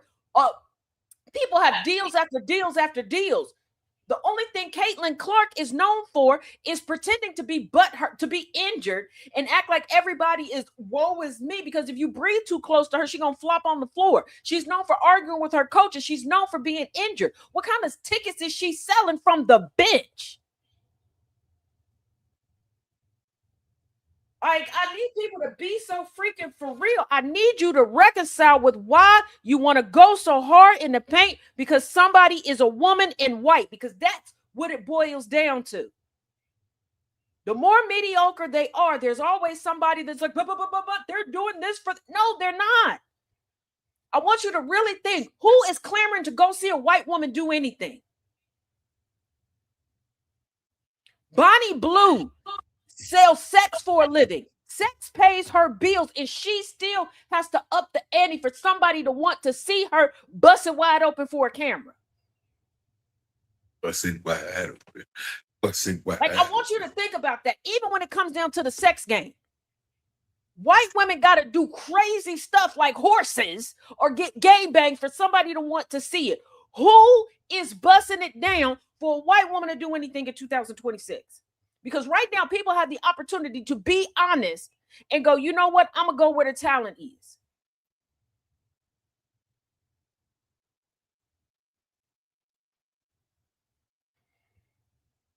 Else is pulling in all sorts of awards. Caitlin Clark is pulling in BS. The only time people talk about her because, oh, she walked out with Morgan Wallen and she has to pull stunts to get noticed. She's not Larry Bird. She's not Larry Bird. Definitely not Larry Bird. She's definitely not Larry Bird. See, you're not a sports fan, Annabelle. I love you, but you're not a sports fan because you're buying into bullshit propaganda. Before Caitlin Clark, there's already standing fan bases.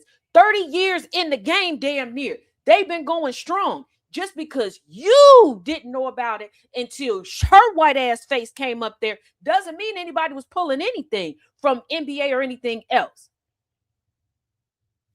We not about to do this. You're not about to shit on Cheryl Swoops. Nope. And her legacy.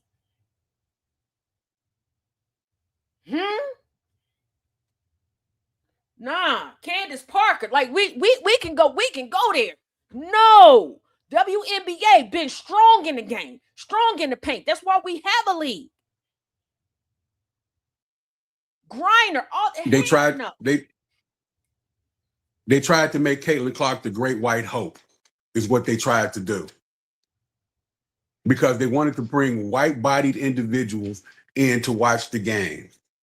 And they're even shitting on Paige and all the rest of the great white women that have been in the league doing the damn thing.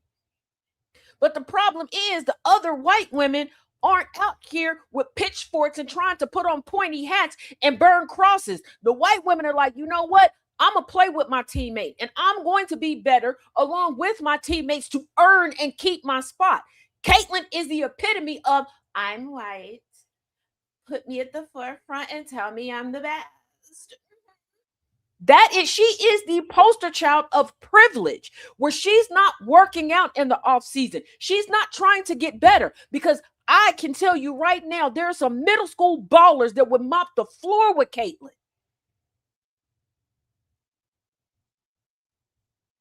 She can't play defense. The only time she's good from 3-point range is if she's uncontested.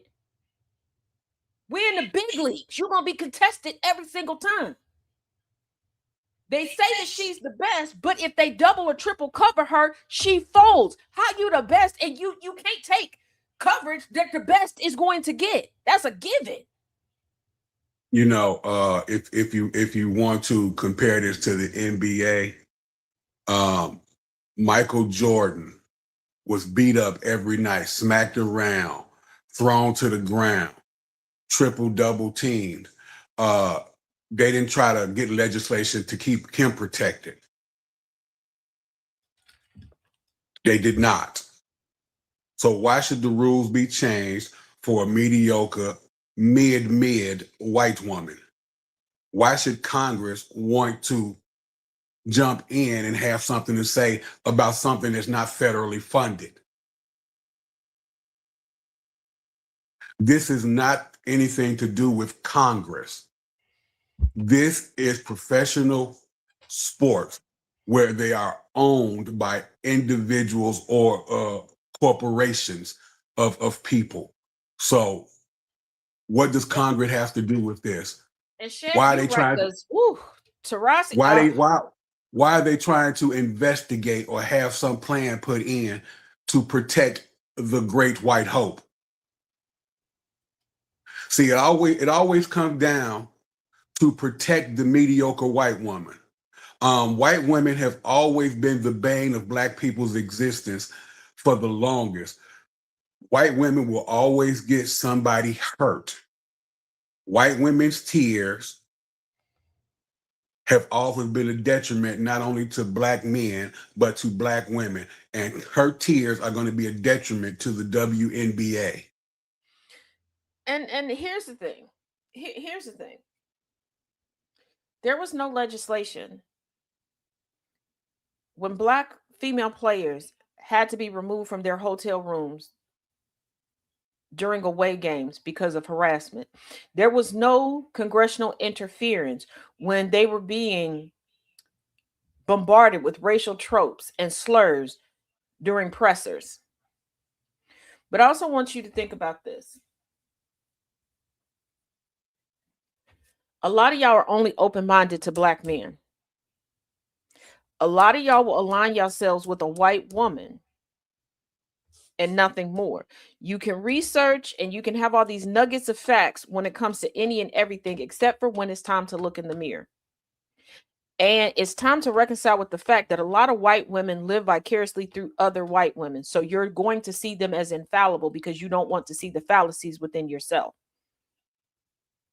And this is one of those, if it don't apply, let it fly. And if you're not sure if it applies or not, just be quiet and take it in.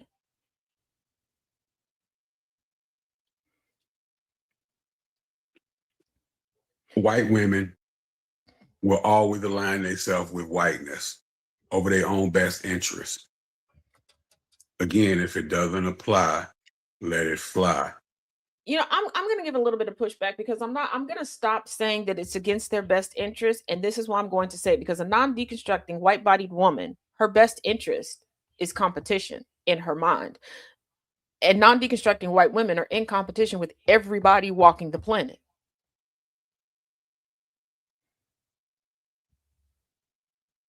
And that's what it is.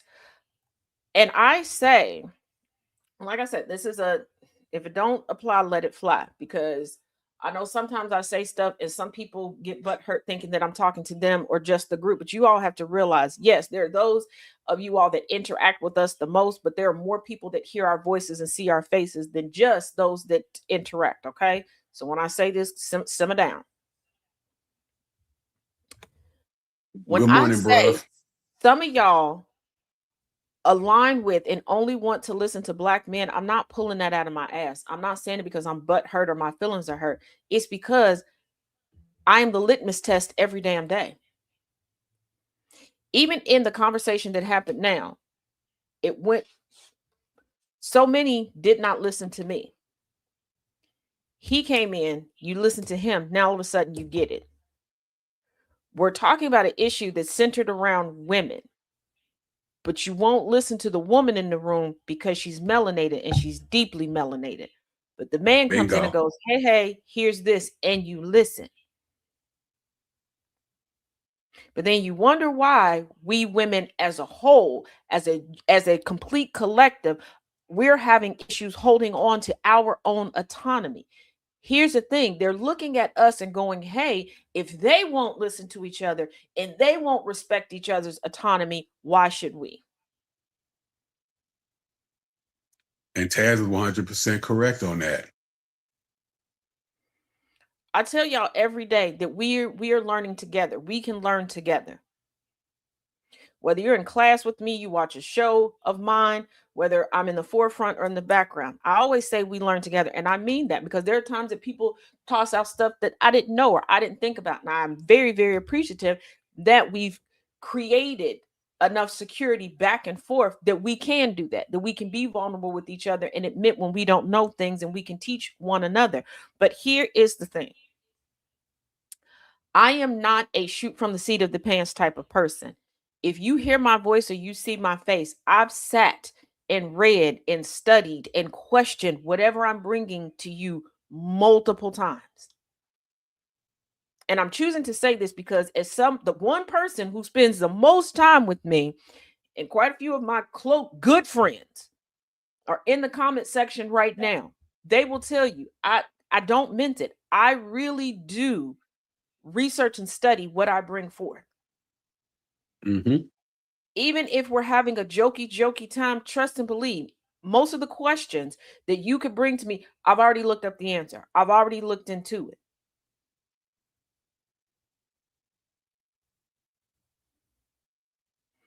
Now, gonna sound a little arrogant. Pre-warning, gonna sound a little arrogant. Like Remy Ma said, I'm conceited. I got a reason. Okay, we're gonna be serious for a second. Do I make it look easy? Yes. Do I know how I do that? No. I guess that's a part of my personality.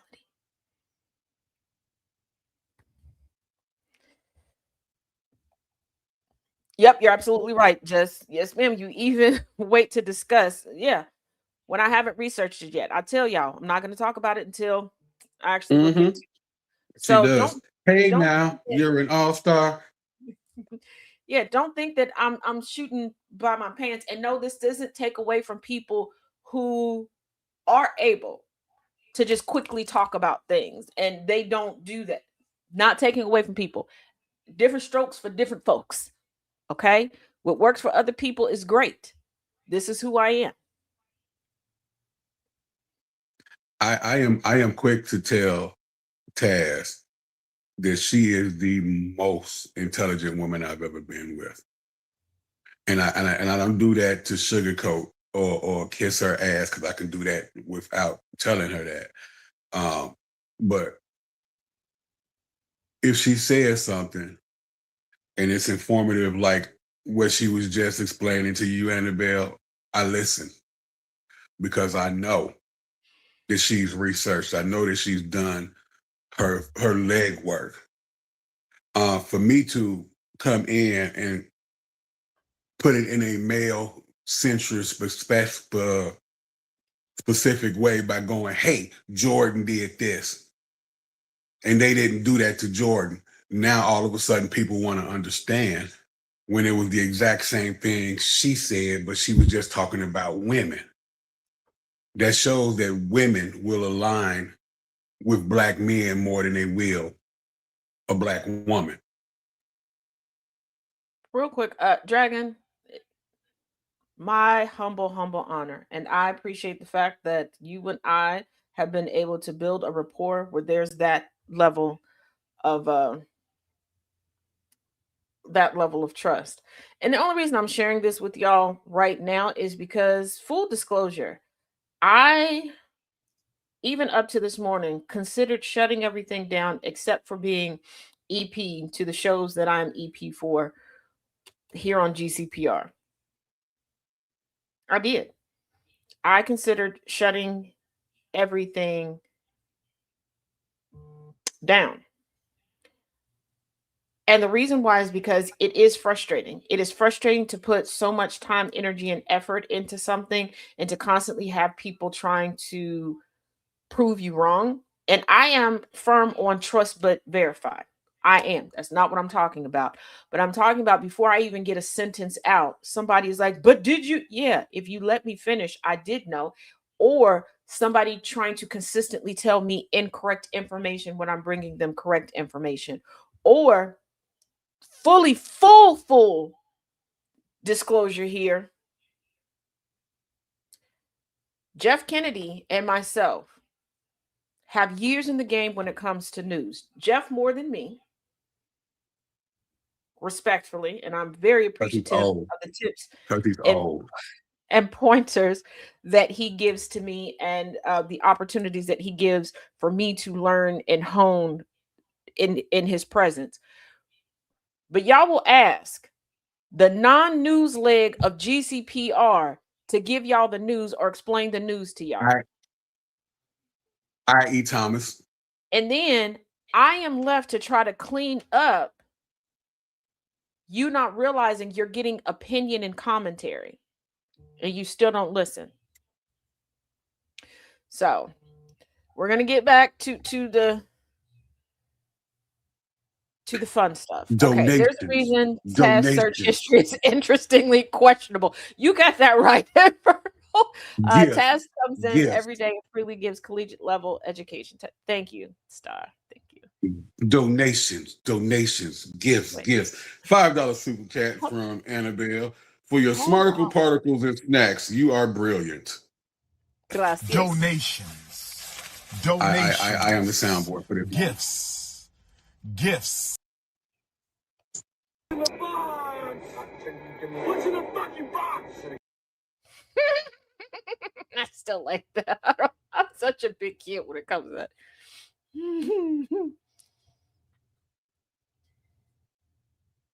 Yes. Oh, Dragon, thank you, because that made it so much easier for me to get through and to get it over to Thomas. Yes, if you all have Why Wednesday confessionals, again, if you don't tell me that you want your name included, it's going to be anonymous. Because that's just how my brain works. I mean, no disrespect to it, but if you DM me on the Discord directly, I can make sure that it gets through. I love y'all, and I love the interaction in the Discord, because y'all be having me crack up, and there are times that y'all have me thinking about things in a way that I didn't previously think about it, and I love that also. But there's a lot going on, and I don't know what you want included in the show and what you don't.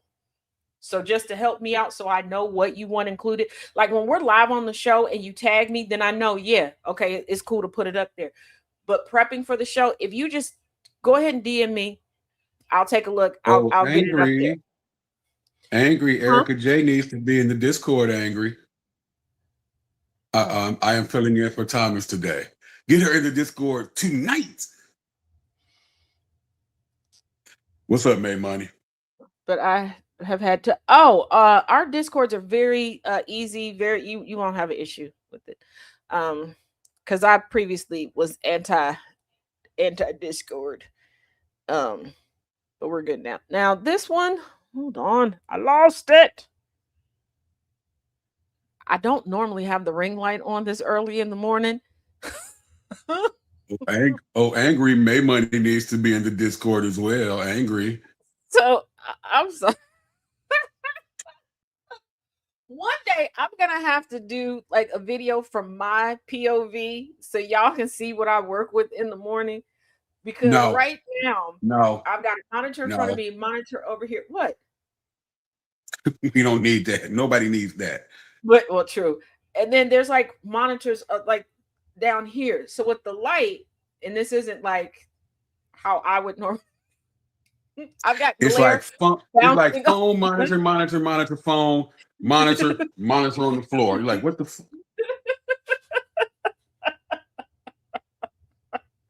This is how I'm able to be quick with it, okay? This is how I'm able to be quick with it.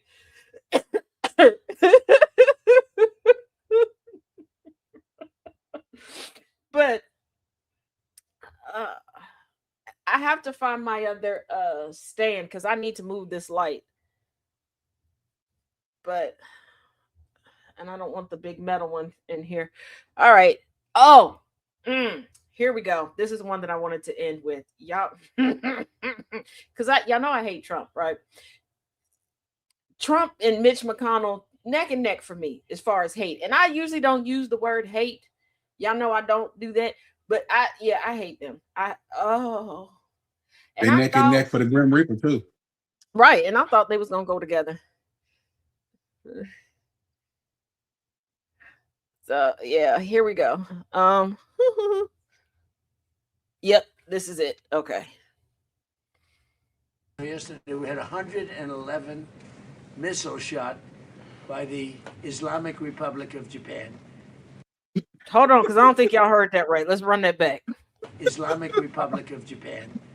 Hold on. It gets funnier every time. And they were shot at the aircraft carrier. It gets funnier every time I hear it.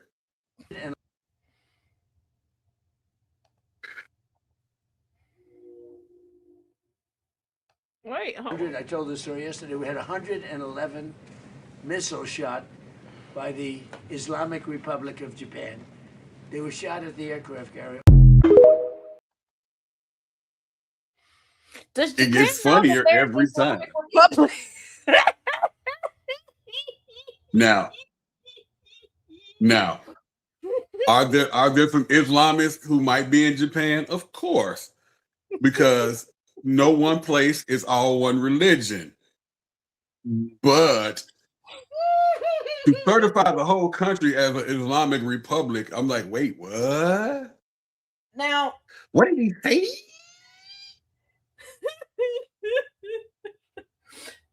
y'all remember the tsunami that hit Japan many, many years ago?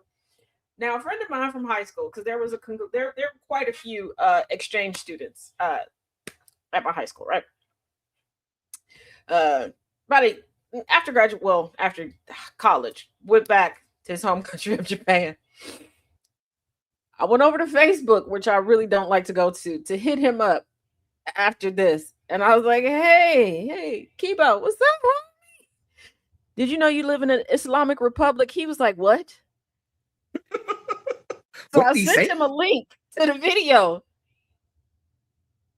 He said, hold on, I'm gonna get back with you.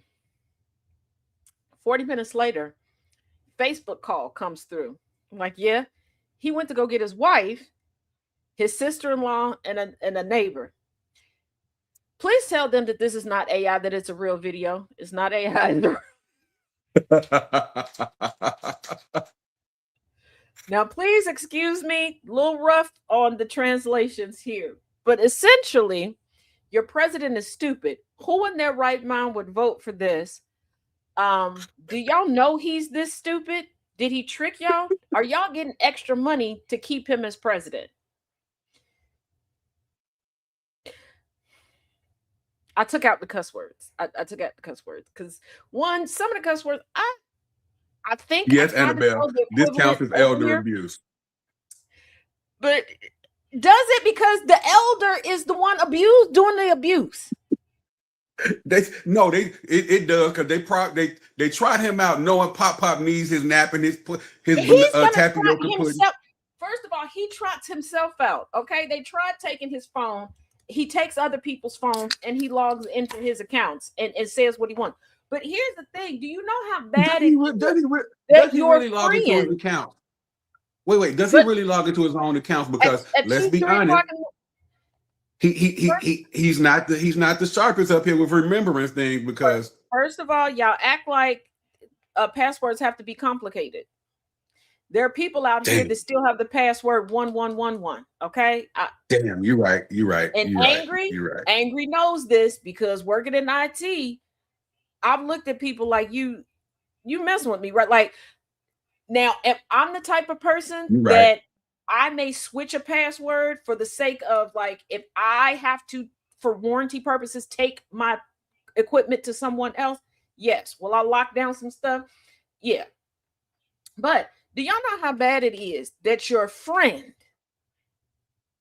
has to call you on video so you can confirm that, yes, your president is really... And when I tell you, the one older lady, I don't know if she's a neighbor or something, the look on her face was, and then she hit me with the, are you okay?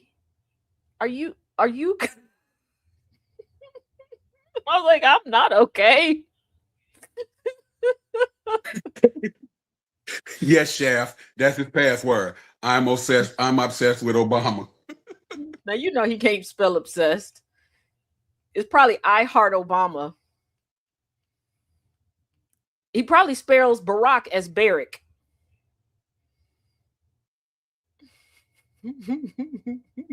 I love Obama. May Money said it.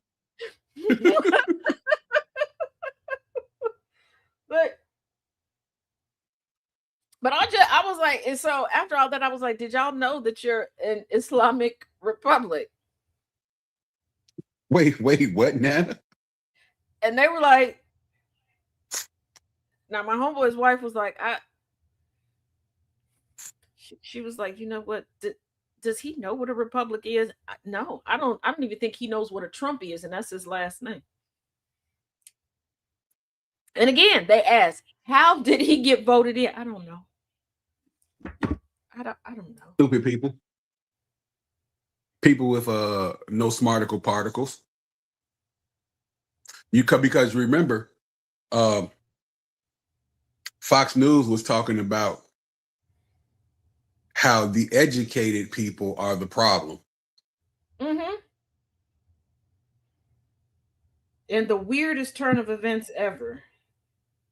Yeah, that's very telling right there. That they would go, you know, the problem with these elections, smart people with education. But also with Fox News. I'm glad you brought that up because I was going to close things out with this. Now, there are a bunch of people right now, coast to coast, that are trying to give a push to get people to get back into libraries. And a couple have reached out to me because I used to have a library series where I would go, like, reserve a meeting room in a library and we'd go have chit chats, do book recommendations. Don't know if I'm going to do that here, but you know, I got a notification in the wee hours going, we've been putting our energy in the wrong places. And I'm like, what are you talking about? Should have just told people to go to Fox News. And I'm like, why Fox News? Fox News is stating that libraries are turning into drug-infested sex dens. Oh my God, I need to go to a library. Well, you know what? I did go to a library about 2 weeks ago. I didn't see any drug-infested sex dens. I would have participated, not in the drugs, but in the sex den part. Here's the thing. Here's the thing. Depending on where the library is located, on the exterior or sometimes in the bathroom of libraries, is there some pharmaceutical activity? Yes. Generally speaking, a downtown library, this goes to show how much time I've spent in libraries and the things that I've seen in libraries, that it took me a while to realize what I was seeing. People who are in the closet, not by choice, but because they've been forced in the closet, do a lot of sexual things. Ew. In different parts of the library. Can we not? And not the person in the group. Generally in the stacks, because they don't really expect people to be in the stacks. And if you don't know what the stacks are, you ain't been in the library enough. But that's not like the selling point for the library. But where the drug infested sex dens of where are these said libraries at? I must go investigate. I don't know.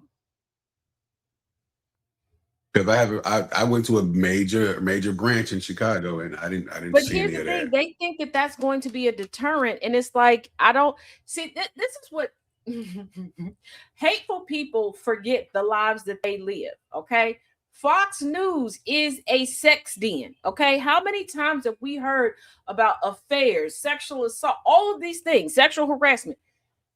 Do you think that the people who watch are Puritan? They're not. Okay, they doing all the hunching and sucking and all of that too. Baby, they doing the oochie coochie wally wally while they're watching Fox News. We talking about Netflix and chill. They doing Fox News and okay. Fox News and philandering. They're gonna be look, all of a sudden, when your local library start getting a DJ, thank Fox News. If your local library start getting a cover charge and bouncers, thank Fox News. I'm telling you, it's going to be 24/11 for ladies' night. I don't think they went to school anywhere, and if they did, they didn't learn nothing. Yes, Bill O'Reilly got fired for essay. Jesse Waters stalked his current wife there. Pete Hegseth's current wife was his former affair partner at Fox. Like, That's like me telling my followers, y'all should stay away from the library. The libraries be giving out free snacks. Hey, May Money, I would go to that library. I would go to that one. Jesse Waters is gay. The way he protests so much, I say they be doing that eyes wide shut shit at the library. I'd be Upside incognito down with a pineapples mask on the on. library doors. Exactly. Like, oh my god. Because, baby, not only were they saying it, they had it going across the screen. Jesus Christ on a motorbike. I was just okay. Okay. This will be doing. That's what we're doing. I don't even know how many flags to give that.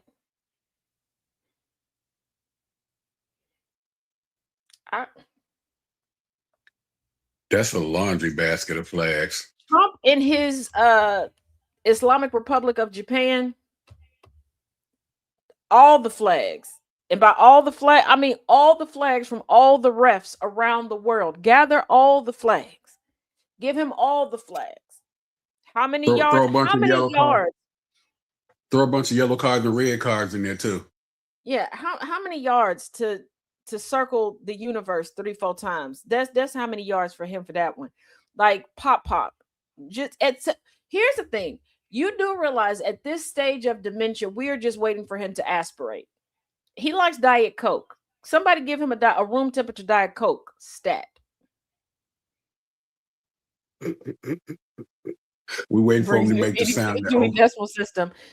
Do you think they have glory holes at their libraries? Librarians are the new pimps. We wait for Trump to make the sound that opening a can of Diet Coke makes. Psst. I can't even make jokes on that. Just throw a bomb, not a flag. Exactly. 1/5 billion. Yeah, that's because and then the library. I don't know. Whatever the top number is of the Dewey Decimal System, that and y'all just.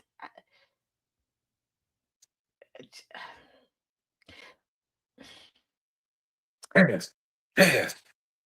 I can't feel my legs. Come sweet. You won't need them.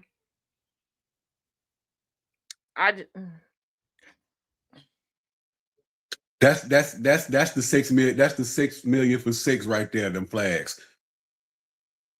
Give him a Diet Coke with Mentos in it.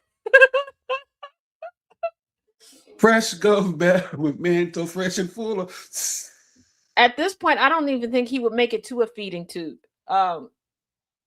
Because the way his decline is, and he's saying things with such confidence, his body is going to legitimately forget how to function. And I think people don't think about that when it comes to technically it's forgetting to function from the bottom already, but yeah, but when dementia makes you forget things, like it messes with your brain. Your brain will start, but yeah, he's to the point where one good aspiration away. And I think that's why he's will make afraid you forget how to breathe. Yeah, but I think that's why he's afraid to go to sleep. Libraries are the last bastions of democracy in this country and the last bastion of get-togethers, frolics, swingers parties, swingers chalets. When that man walks in the room, it's where the new OnlyFans saxophones. Yep. Just he trying to have only quotas. Like, you know what? I'm not surprised. You know what? Let's not forget the staffer who got fired for shooting sexual content on one of the congressional floors, in one of the congressional meeting rooms. And it's like, you got to go. And I'm like, baby, his OnlyFans is already blowing up. I think he's going to be good. So, moving it to library, why not? Why not? I mean, just stay out the Dickens section. He eats so much junk food. Give him a salad and something healthy that might do it. Nana.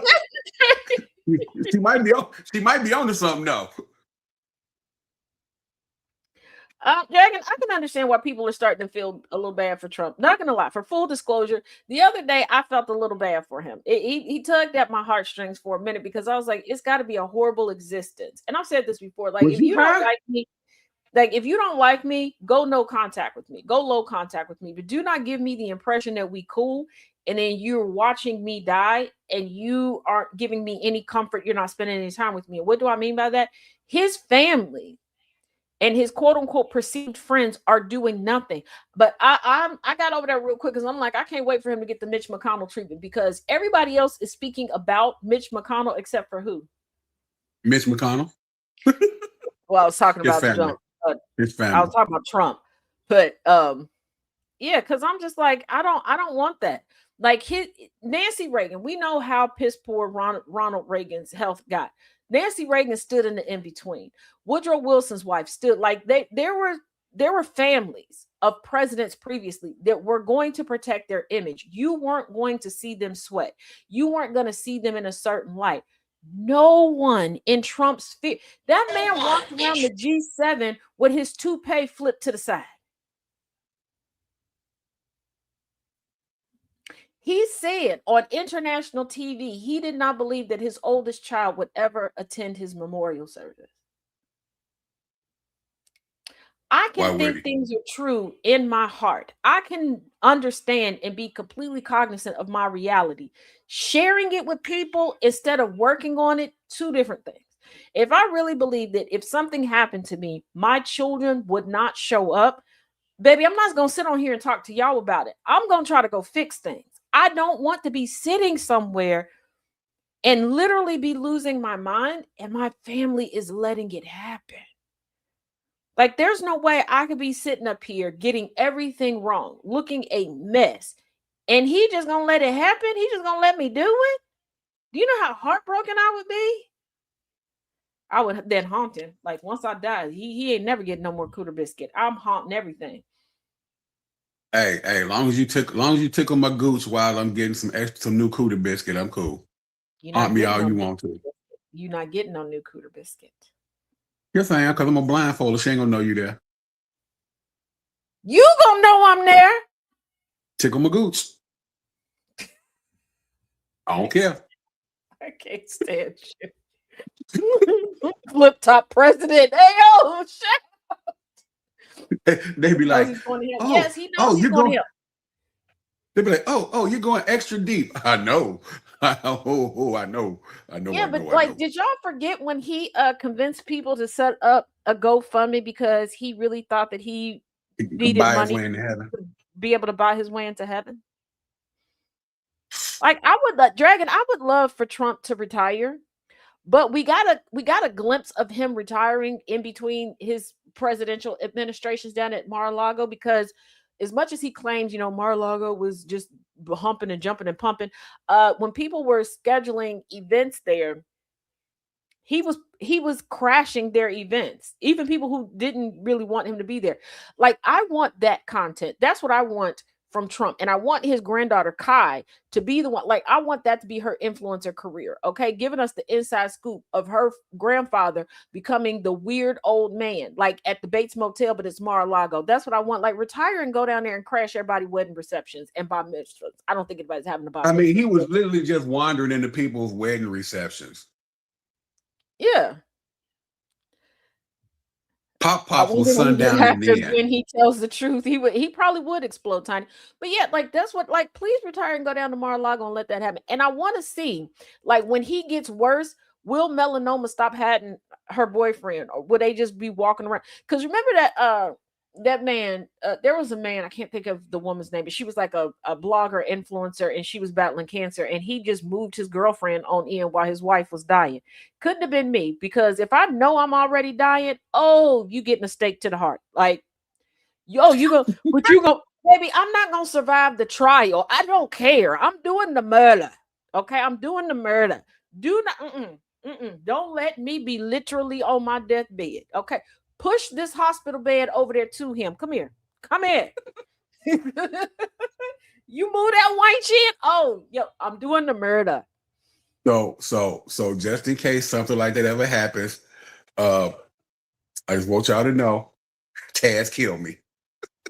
Because he did some dumb shit. If he move a wench in, here's the parameters. I am on my deathbed. He decides to act like he done forgot who he loved, and he move a wench in. We all going. We all in this together. Yeah, triple memorial service. I'm doing the murder. I'm doing the murder. Because, like, what you gonna do? I'm not gonna survive the trial. I'm dying anyway. What you gonna do? What you gonna do? You think I give a damn about some consequences? I'm dying. I'ma just say it was my Make-A-Wish Foundation wish. Okay, it was on my bucket list. My lumps, my lovely lady. What you gonna do with all this junk? Yeah, Taz don't need to be the strongest, just strong enough. Exactly. Angry. Don't encourage her behavior. Yes, B. Smith's husband. Yeah, Samantha. Thank you. I couldn't think of her name. Yeah, when he moved it. Oh, baby, no. Oh no. Woo, baby, listen. First of all, you got to be a skank ass wench to be like, oh, your wife is in there dying. Yes, I'll come in and tickle your pickle. Absolutely no. And if I was B. Smith, baby, listen, the way I would be walking every hall that they're in, like this. Oh, you think you're gonna get a O'Reilly's tonight? No, you're not. Angry. Dragon. The fact that you know how surprisingly easy it is to hide arsenic is a little alarming, sir. Flowers in the Attic. I read the book and I watched the movie. There are 43 compounds that are naturally occurring in the body that, if slowly introduced over time. Jay, we do not encourage this behavior. Where did you come from anyway? You go back over to Facebook. TikTok.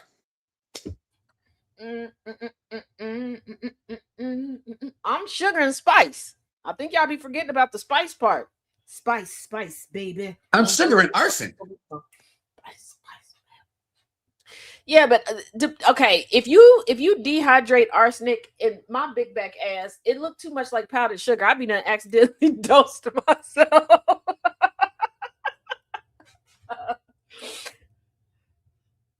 Aquatofina. Yeah, but y'all want to know?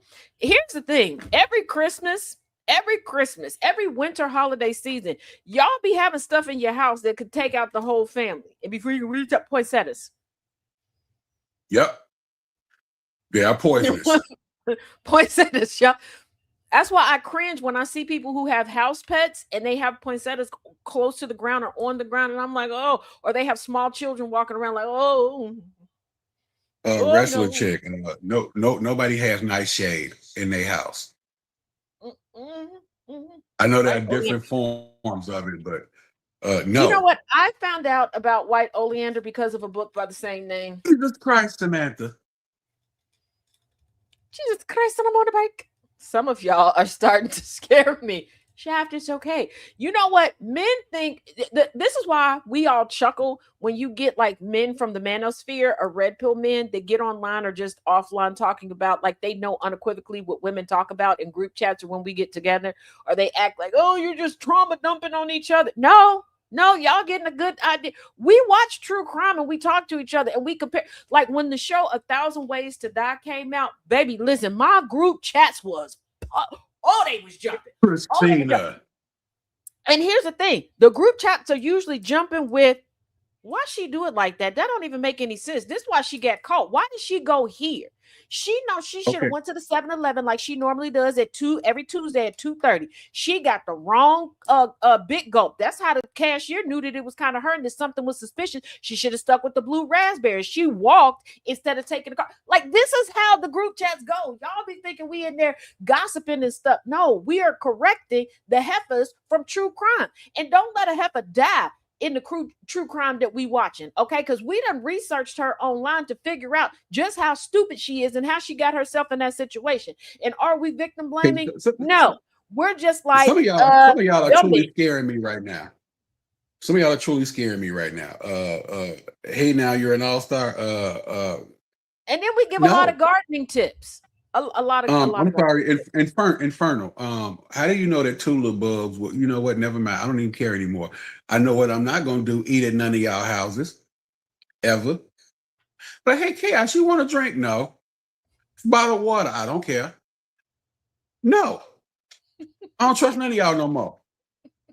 In fact, y'all all on my do not contact list.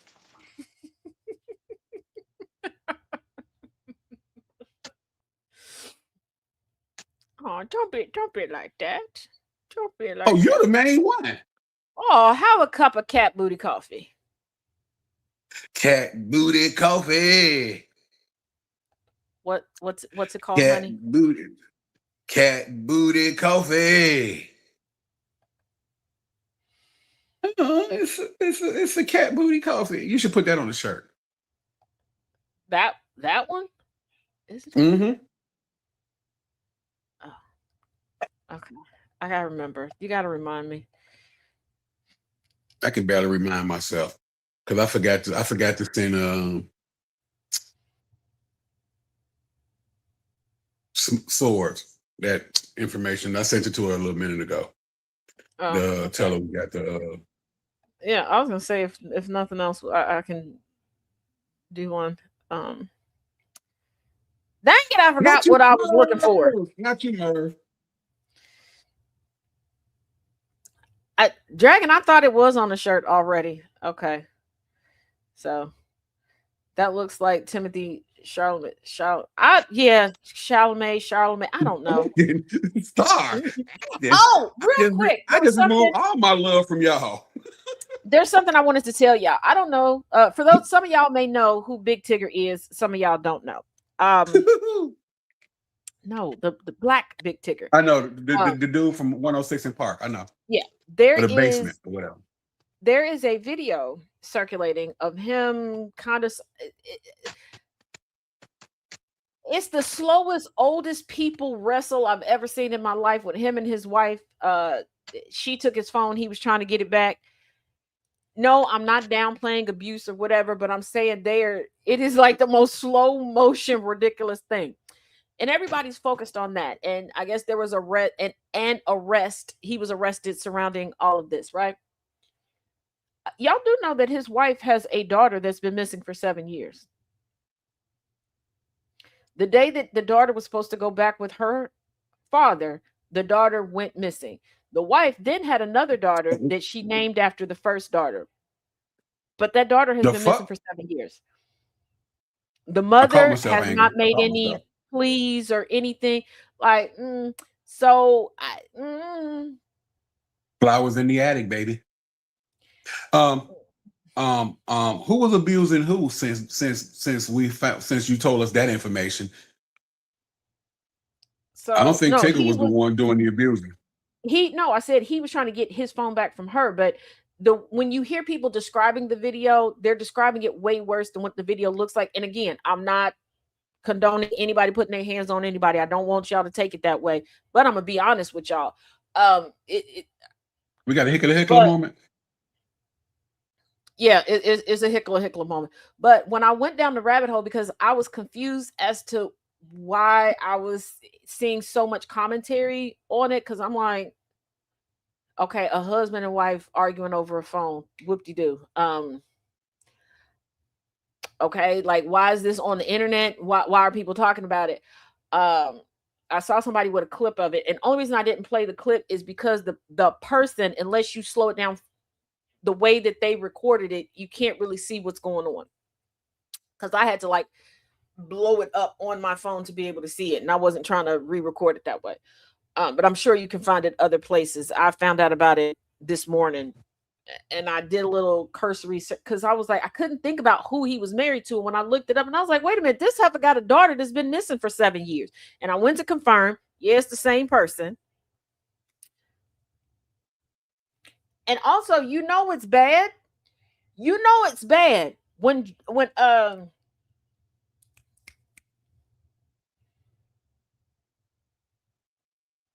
TMZ? Joe Budden? Is it Joe Budden with the podcast? Yeah. Yeah. When Joe Budden is standing on the right side of history and is the level-headed voice of reason that also goes, hey, yo, why are y'all worried about them fighting over a phone? Where's that child? Mm. Like, your child's been missing 7 years. Why is your concern a phone? Baby, let me tell you, if my child goes missing, I don't give a damn about anybody's phone unless you were last seen with my child. Then, yeah, I care about your phone. Other than that, no. Why doesn't GCPR have a true crime show? Because nobody's requested one, really. And That's what we should do. I can I can pitch it at our oh shit. I just thought about something. I have off days now, so you know. Angry, if you're still in here, or Jess, we need to convene our Taz regular and Chaos is true crime show. Our regular schmegular staff meeting. Yeah, we don't okay, and Angry too is down, but we can't do our regular staff meeting on our regular day. Nobody will be there. Nobody. I just thought about that. Oh my goodness. Yeah, and just to yeah. So Dragon, yeah. Thanks, Dragon. Also, do not forget the commute, all music for 2 hours, 6 to 8 p.m. So cool. Thank you, Dragon. I was just about to ask. Eastern or Central? Okay, Star, you gotta DM me with that, or I will forget. I like that deep fried homicide. Woohoo! You know what? We could that just gives too much credence to it all being about cooking. I was happy with Taz and Chaos's true crime hour. Well, we could do that, but I'm not gonna watch true crime. We always generally have a snack while we do true crime. It's That's usually kind of not how we deep fried. bonded, huh? It's usually not deep fried though. No. Now I kind of want a crispy Philly. It's too early in the morning. I got your crispy Philly right here, baby. Yeah. Yes, the correct. I'm sorry. Yes, the commute today, 6 to 8 p.m. I do not know who's hosting yet today. I will get that to you all later. Is that Eastern or Central? Eastern, sorry. Eastern. I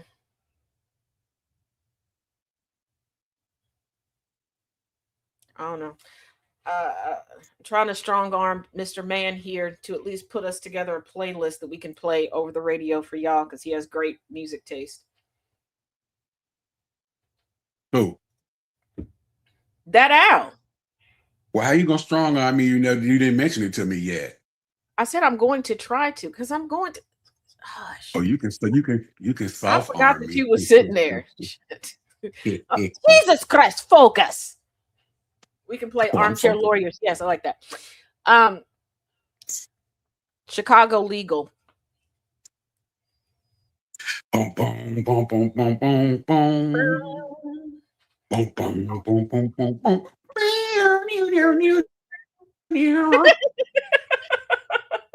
Last week the commute was fire. Thank you. Glad y'all liked it. Y'all might get me 2 weeks in a row, because people don't be listening to me. Y'all think I'm joking. They don't. Got to do the work thing. All right, Shaft, be safe. We're about to jump off of here also. Do not forget, today at 11:30 Eastern over on @Taz J77, we will be starting to get caught up on a lot of things. I'm sorry that I had to put some things off this week. It has been overwhelming, but one of the biggest hurdles I got taken care of yesterday, so I can calm down and woosah a bit. And again, shout out to Nana J, DJ, and Jess. Mm-hmm. Thank y'all for getting me through all of this stress and a multitude of breakdowns, especially Jess. Thank you for being willing. Y'all was gonna be highly disappointed too. Y'all, because if y'all didn't do it, it was gonna be like, so y'all Taz moved back to Kentucky. Anywho, but no, thank you. And Jess, thank you for being willing to just laugh with me over the silliest of silly things to get over the hump. But other than that, at 3:30 p.m. Eastern Standard Time, be prepared for Fun News Friday on the Taz Effect with, and I guess standard co-host, the angry IT nerd, my 2020 twin, and General Gambit. As we I'm available. I'm available. Oh, okay. I'm available. And Chaos King Reloaded. Wait a minute. Yeah, I know I ain't got nothing to do today except take a nap. For Taz Roulette. And I'm getting caught up on the rest of the videos that y'all are sending. Do not forget, y'all got until 2:30 Eastern to submit your videos, and I'll do my best to get them in. So, here we go. Be limitless. I love who you are exactly as you are. I'm so effing proud of you. Be who you need to be, not who anyone wants you to be. Don't go changing to try to please us. I am here no matter what, when, or why. You know what? I read it like that because in my mind every day, that's how it sounds to me. I don't know if that's how Star says it do that. Okay. I always hear this. Be limitless. Be who you are. Yeah, I always hear upbeat pep. So I don't know. I always hear it very soothing. Like it's like Star's giving us a hug as she says it. I don't know. Which one of us is right, Star? Which one of us is right? Since we're wrapping up, always remember, everyone, a little act of kindness does a world of good. I love that, Dragon. Love you too, DJ. We love you too, DJ. We love you too. Now, this is how I hear Tracina's, okay? Love you too, Nana. But I hear prerequisite before Tracina's. Don't make me F you up. Now come over here and let me love you. Hydrate, elevate. Self-love is self-care. I love y'all. Have a beautiful day on purpose. Again, don't make me F you up. Like, that's how I hear from Tracina. While also giving you a hug and a snack. Love you, Nana. Like, I do. Like, I feel like Tracina wants the best for us. And she's gonna give us a nice little snack and a lunch, but she don't touch nothing. Don't make me whoop you. Because I know how y'all be acting when you think I can't see you. Like, I feel like Tracina is that mama that now here, take a snack and be like, we got McDonald's at home, but if you act right in this store, I might get you some nuggies. But don't touch nothing. Don't touch nothing. Don't ask for nothing. Don't think about nothing. Yes. From Merv, sending positive energy. I'm wrong. To you all. I'm never wrong. Be great as always. Thanks, Taz and Chaos, for a great show. Stay safe. Most welcome. Have a great weekend, everyone. Y'all do too. You know, I can't talk about Thomas for. And what do we always what do we always say every day? What do we always say? I sell the records. I'm from around the way. I'm leaving here with something. Yeah. And Jay says, you ain't leaving here with all them jewels and shit. I follow the other Taz advice. Be heathens and have fun. Yeah, exactly. See, I was right. She said we were both right. I didn't see that. I saw this. So that's what I'm saying. Both. I'm chaotic, sunshine. I was talking about cheerful Tracina. And giving. I hadn't gotten to Star yet. I was talking about Tracina. I got to tell you when that policy that sticks with me so much. Yeah. Well, we knew Tracina was right. That come on, she from Mississippi. Both. I'm chaotic sunshine. I'm cheerful and giving you. Yeah. I love you, Tracina. I'm laughing at Tat. I know. Yeah. Okay. Here we go. All right. May your day be as sweet as the coffee in your cup. Now, you know what? I know we love saying that, but I feel like some of y'all just got liquored up coffee, and I feel like some of y'all coffee is just straight up black. May your day be as liquored up as the coffee in your cup. I don't know. So may your day be as rainbows and butterflies and sunshine as I am on Mountain Dew. Have a great Sunshine, weekend. lollipops. Have a great weekend, and remember to fill your own cup this weekend. Yes. Because if your cup isn't filled, you can't fill anybody else's. And because I haven't done this in a while, squishy time, the Doodlebug. Hey, Doodlebug. Hi, honey. Okay, those you that and the don't other understand. Doodlebug. I got a Doodlebug because that's what he calls me. So he gave me a Doodlebug. May your day be as high as the green in my paper. Merv. I just have straight. Hey, Merv, liquor. you know what? I can't argue with that one.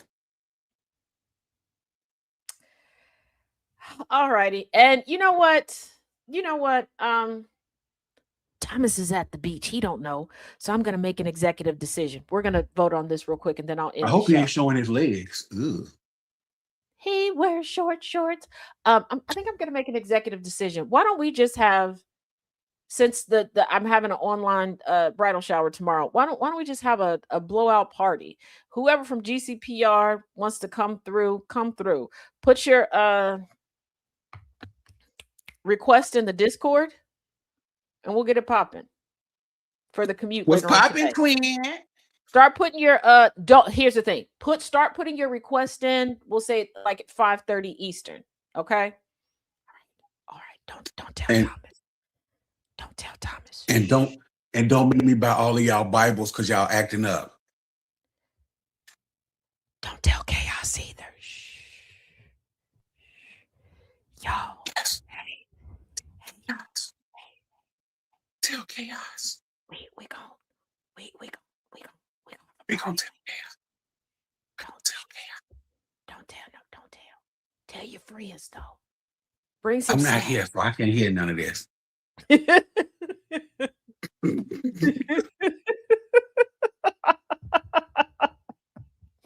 All right, Sean.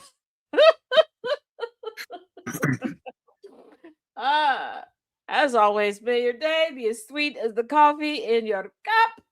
And each one teach one, each one reach one. Remember, there is no one better than you because no one compared to you. No one compares to you. Therefore, no one can compete with you. And if nobody else loves you, I love you. Now go out there and shit on the world because you the best. Jesus. No. Wait a minute. You want yours orange and leather? Nah. May your day be as spicy. You know what? We buy y'all. Just y'all need Jesus, Allah, Buddha, and a few Hindu. Oh my God. Bye, y'all. Jesus.